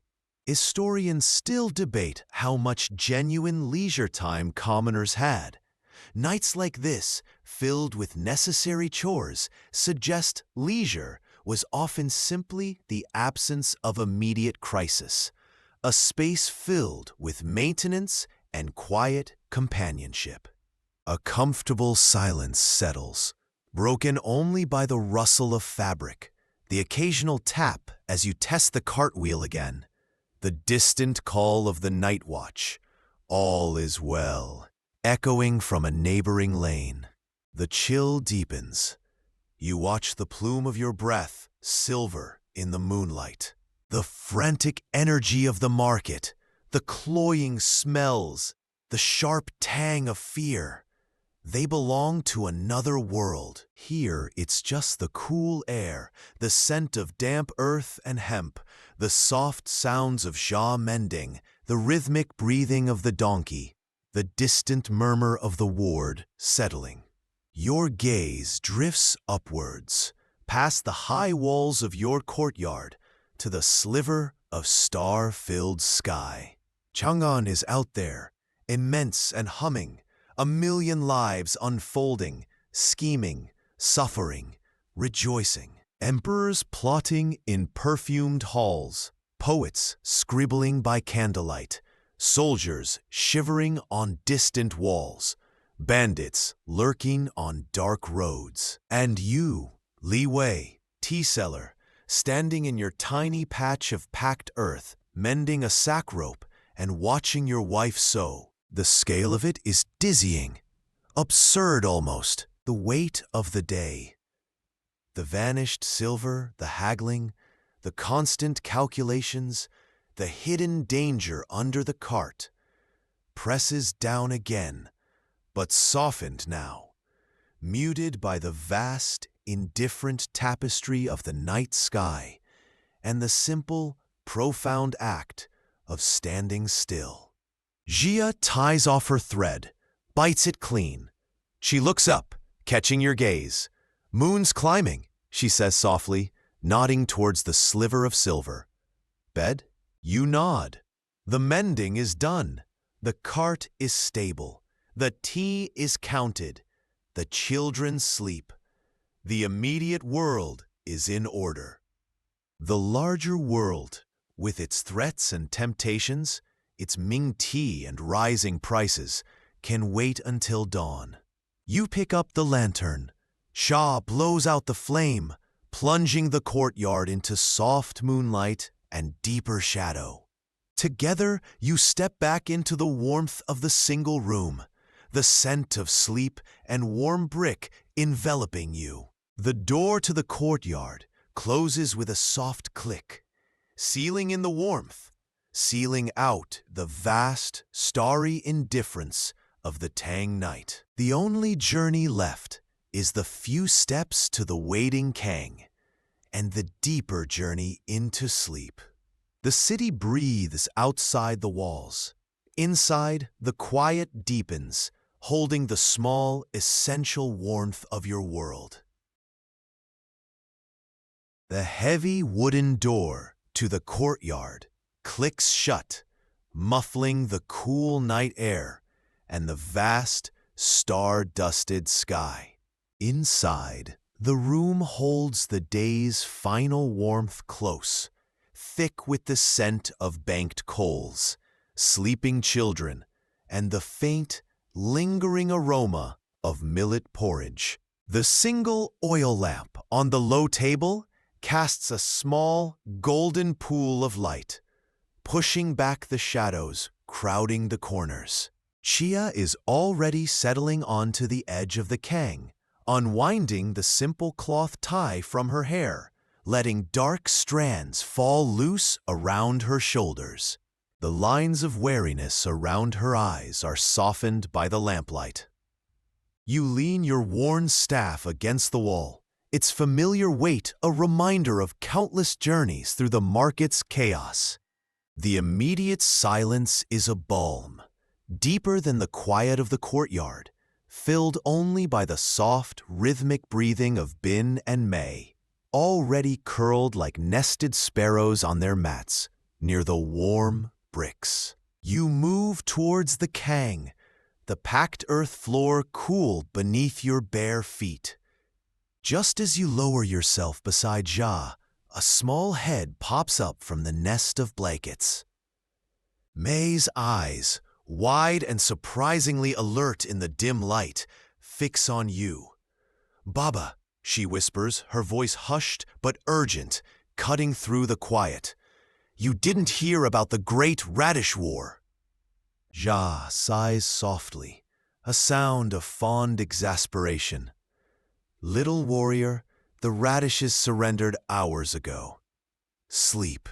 But Baba wasn't here, May insists, scrambling to sit up, her braids hopelessly askew. The big one, the general, he tried to hide behind the cabbage, but I found him, and pow! She executes a tiny, fierce kick under her blanket.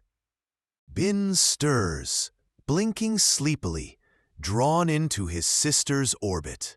Resigned, yet undeniably warmed by her insistence, you settle back against the warm bricks. General Radish, eh? Formidable foe. Did he have an army? May nods vigorously. Tiny ones, like ants, but braver. They marched. She launches into a breathless, convoluted tale of vegetable subterfuge, heroic digging, and ultimate victory achieved through sheer, grubby determination. Her narrative jumps from radish generals to invisible dragons guarding the well, to a daring rescue of a captured earthworm named Wiggles. In mainstream fact, Tang children's play often mirrored the adult world they observed. Military campaigns, market haggling, domestic chores, serving as both entertainment and subconscious preparation for their future roles within the rigid social structure. Bin, now fully awake, watches his sister with solemn eyes. When she pauses for breath, he adds quietly, "The ants won, though." May whirls on him. "No, I won! I kicked the general!"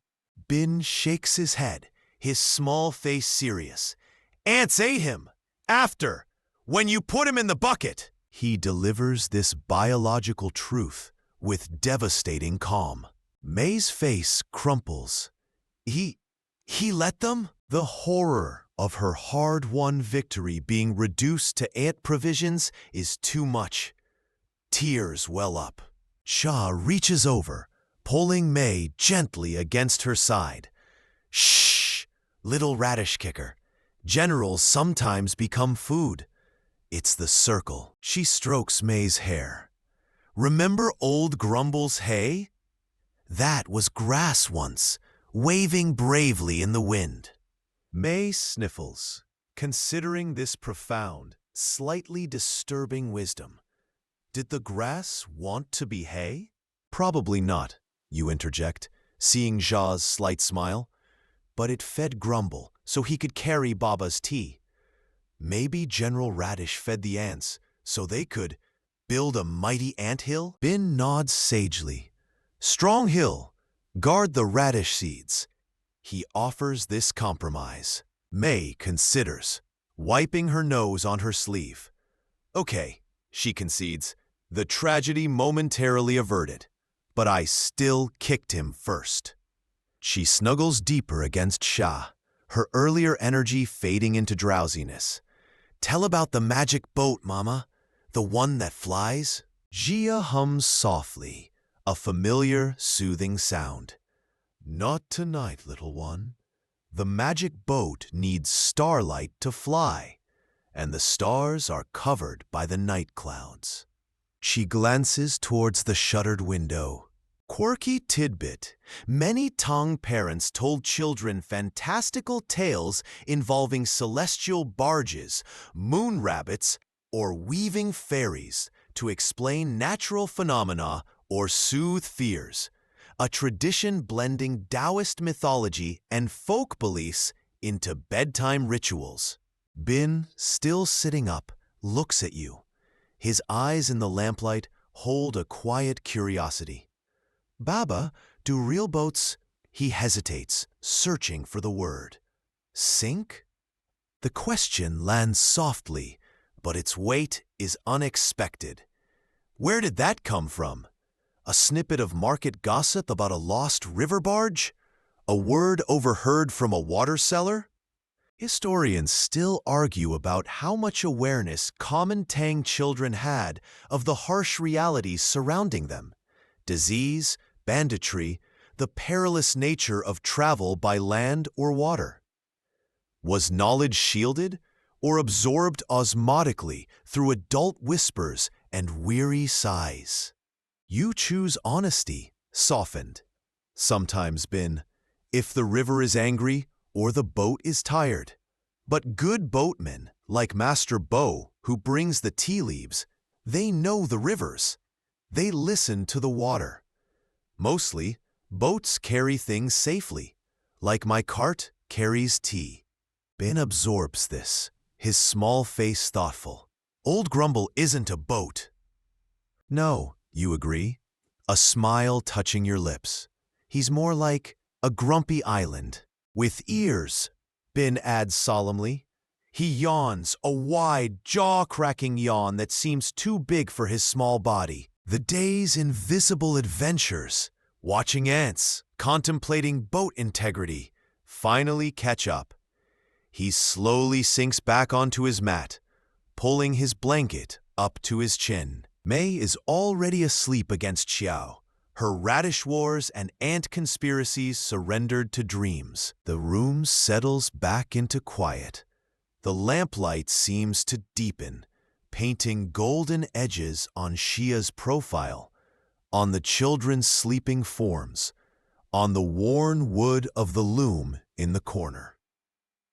The warmth of the Kang seeps into your back, a slow, comforting ache. The simple, profound act of listening, to May's fierce, fleeting dramas, to Bin's quiet, startling questions, has woven a fragile thread of peace through the lingering tension of the day.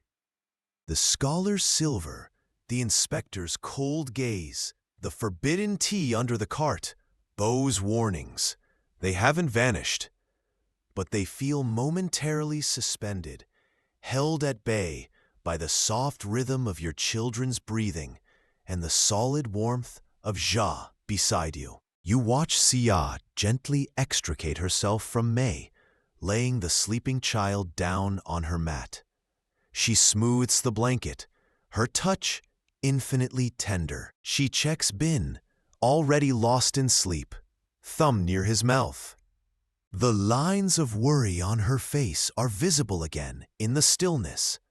The Weaver's Guild payment, the thinness of the coin pouch, the relentless tide of needs that tomorrow will bring. But there's a quiet strength there too, the resilience that mends hems, soothes radish war traumas, and faces the river's uncertainties. She moves the oil lamp to the small chest, its light now dimmer, casting longer, softer shadows. The room shrinks further, wrapping you in its intimate, weary embrace. The vast machinery of Chang'an, the clatter of the market, the tramp of soldiers on the walls, the whispered intrigues of the court, feels impossibly distant, muffled by the high ward walls and the profound quiet of your sleeping household. Here, now, there is only the soft sigh of coals shifting in the Kang, the faint whistle of Bin's breath through his nose, the deeper rhythm of your own breath sinking with Xia's as she settles back beside you. The day's sharp edges blur. The cart's groan, the donkey broth's fire, the scholar's intense eyes, the celestial foam. They dissolve into a soft, indistinct hum at the edge of awareness. You lean your head back against the warm brick, closing your eyes. Not to sleep, not yet, but to simply be within this pocket of stillness. The warmth is a physical anchor. The quiet is a deep, slow current, pulling you away from the shallows of worry and towards the calmer, darker depths of rest. Xia's hand finds yours in the dimness, her fingers lacing through yours. No words. The connection is enough. The city breathes its vast, indifferent breath beyond the walls. Inside these 4 humble walls, within this small circle of lamplight and shared breath, the world contracts to the warmth of the Kang, the scent of sleep, the quiet symphony of your family's rest, and the slow, inevitable letting go of the weight you've carried since dawn. The night deepens, holding you in its quiet, relentless tide. The warm quiet of the room presses down, thick and soft as raw silk. Sia's breathing beside you deepens, slow and steady. A quiet tide pulling away from the shore of consciousness. May's fierce little kicks have stilled beneath her blanket. Bin lies utterly motionless, a small hillock of peaceful oblivion. The oil lamp on the chest flickers its last, the flame guttering in a tiny pool of oil before surrendering with a final, almost soundless hiss. Darkness, absolute and velvety, swallows the room, broken only by the faint, pulsing glow of embers deep within the Kang bricks, a constellation of tiny, dying suns beneath your back. Sleep should come, like a stone dropped into deep water. Your body is leaden, every muscle humming with the day's accumulated strain, the pre-dawn chill, the cart's weight, the market's roar, the inspector's obsidian gaze, the scholar's whispered temptation. Yet, beneath the crushing fatigue, your mind refuses to sink. It stirs, restless, like silt disturbed in a still pond. You stare into the darkness, not seeing the low ceiling, but the relentless machinery of Chang'an grinding on behind your closed eyelids. The ledger of the day unfurls in the dark, the weight of Bo's silver coins, heavy in your pouch but already spent before they were earned.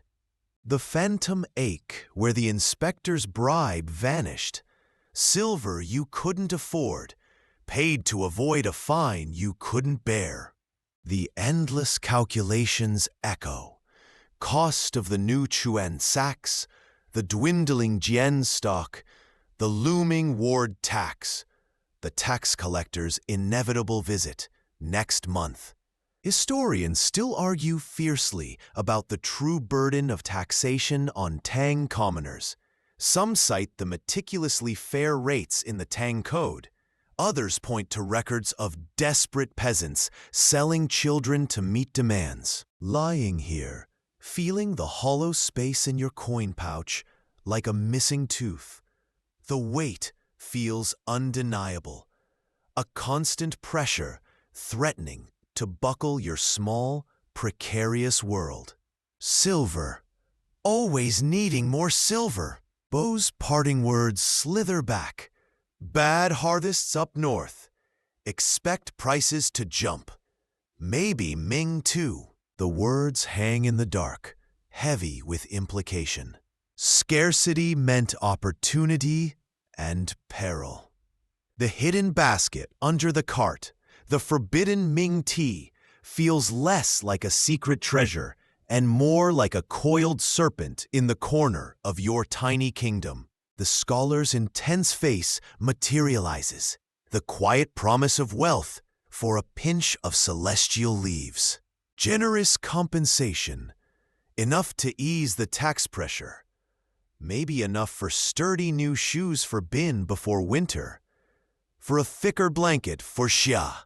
The temptation is a physical warmth spreading through your chest, momentarily chasing the chill of fear. But the image that follows is cold and sharp, the inspector's hand brushing the scale tray, his gaze lingering near the cartwheel.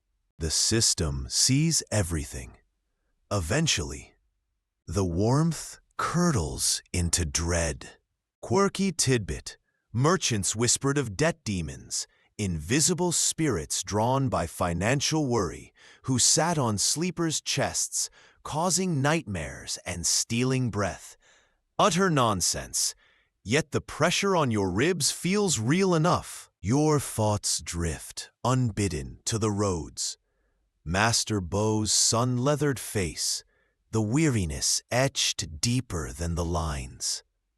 Bandits near Qinling. Lost 2 guards. The caravan routes, those vital arteries feeding the empire's heart, felt increasingly like frayed threads. Were the bandits truly just desperate men, or something more organized, protected? Bo's implication of official corruption hangs like a foul smell. Mainstream fact: the Tang government maintained elaborate courier stations and patrols along major routes, but their effectiveness waxed and waned, especially in the dynasty's later, more complex decades. Banditry wasn't just robbery, it was a tax on every sack of tea, every bolt of silk, inflating prices and tightening the noose on merchants like you. The image of Bo's weary donkey plodding through shadowed mountain passes, vulnerable, echoes your own vulnerability. Your cart, your livelihood, trundling through Chang'an's chaotic arteries, felt just as exposed. A soft sigh escapes Xia beside you, not awake, just a murmur from the depths of sleep. The sound anchors you, pulls you back from the precipice of distant roads and shadowy threats. Her warmth is a tangible reality against your arm. The children's soft breaths are a fragile counterpoint to the city's vast, indifferent hum outside the walls. This tiny, warm pocket of existence, the worn blicks of the Kang, the scent of sleep in millet, the quiet trust in Xia's steady presence. This is the empire you fight for, not the son of heaven's glittering court, nor the scholar's pursuit of ethereal flavors, nor the inspector's cold calculus of regulations. Just this. The relentless grind of the city isn't just the market's noise or the taxman's ledger. It's the constant, wearing effort to hold this small circle of warmth intact against the chilling winds of chance and the grasping hands of an indifferent system. The embers in the Kang pulse faintly. Your eyes adjust to the absolute dark. Shapes emerge. The loom's silhouette, the jest holding the coins, the dark rectangle of the door leading to the courtyard, and the shed where the cart rests, and the hidden basket. The scholar's silver glitters like fool's gold in your mind's eye. Tempting. So tempting. But the cost? The risk of losing this? The fear is colder than the vanished coins, sharper than Bo's warnings.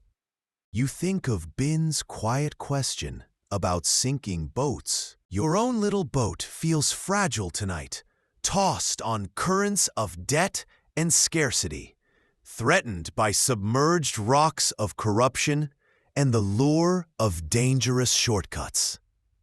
Sia shifts slightly, her hand brushing yours in the dark. A simple, unconscious touch.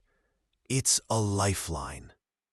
You close your eyes, not to banish the worries, but to focus on the anchors, the steady rhythm of her breath, the faint scent of her hair, the solid warmth of the bricks at your back, the profound, trusting quiet of your sleeping children. The darkness softens, becoming less a void and more a deep, quiet sea. You let go, sinking slowly, the city's roar fading to a distant murmur, the warmth of home the only compass you need.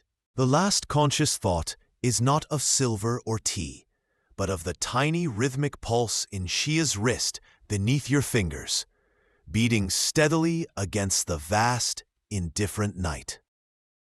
The deep, velvet dark holds you, not like a void, but like warm water, buoyant and still.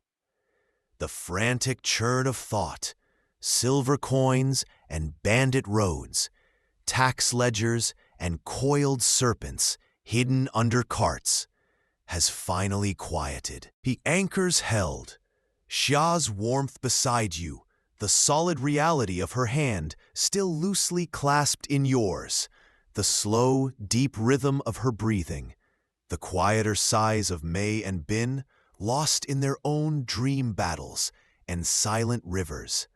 They are the only compass points in this boundless night. The city's vast, distant hum isn't gone, but it's transformed. It's no longer the roar of the market or the tramp of soldiers.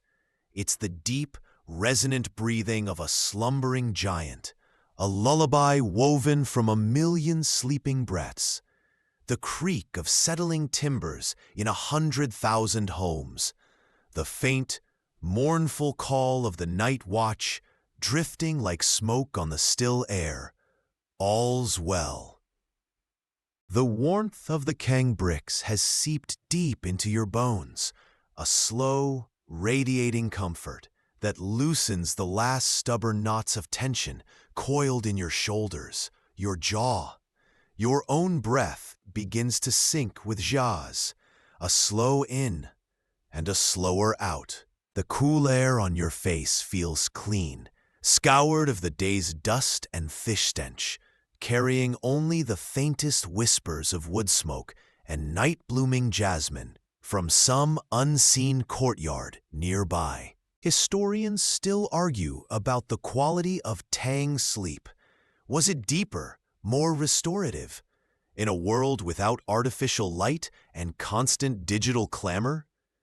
Did the rigid rhythms of dawn to dusk labor and the profound darkness of night foster a different kind of rest?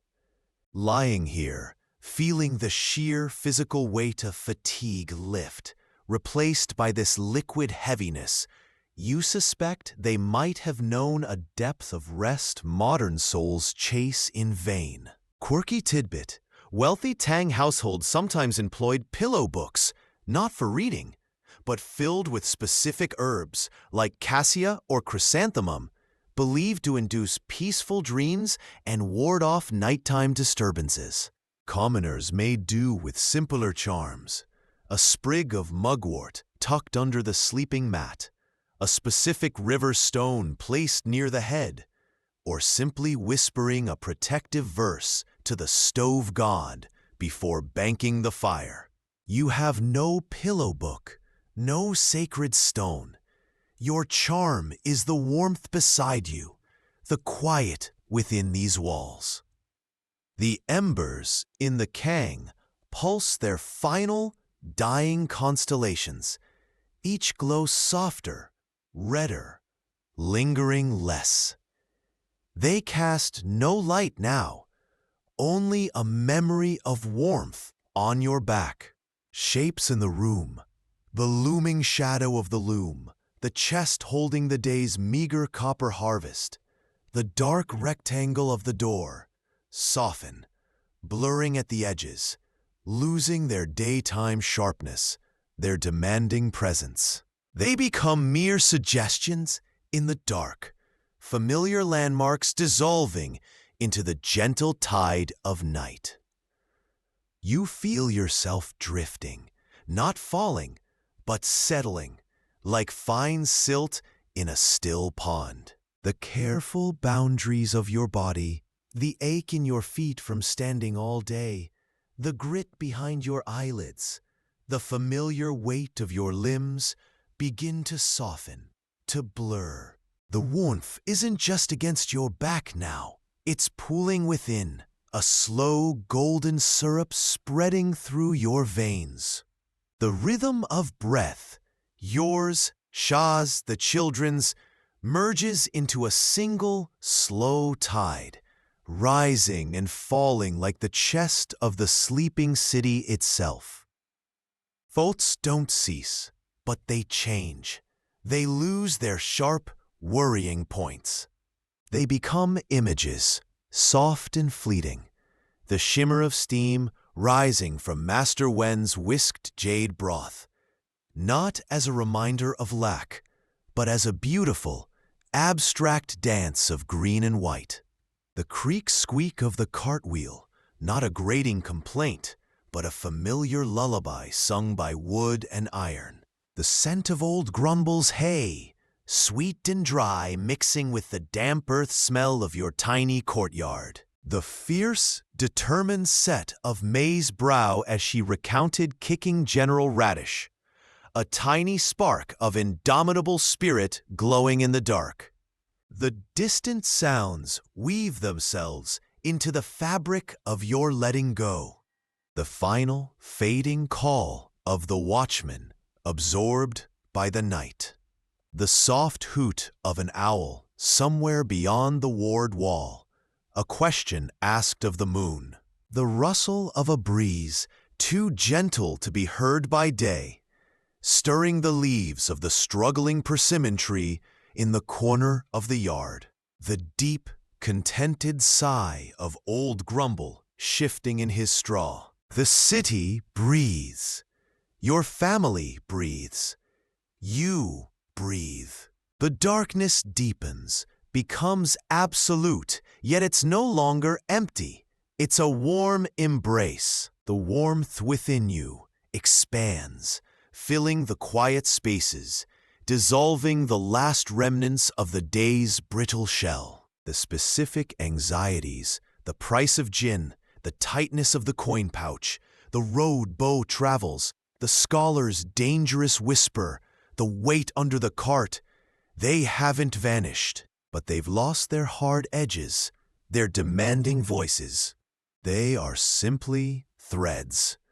Threads woven into the vast, intricate, often incomprehensible tapestry of Chang'an, of the Tang, of simply being alive in this moment, in this breath, anchored by warmth and quiet. They are part of the hum, not separate from it.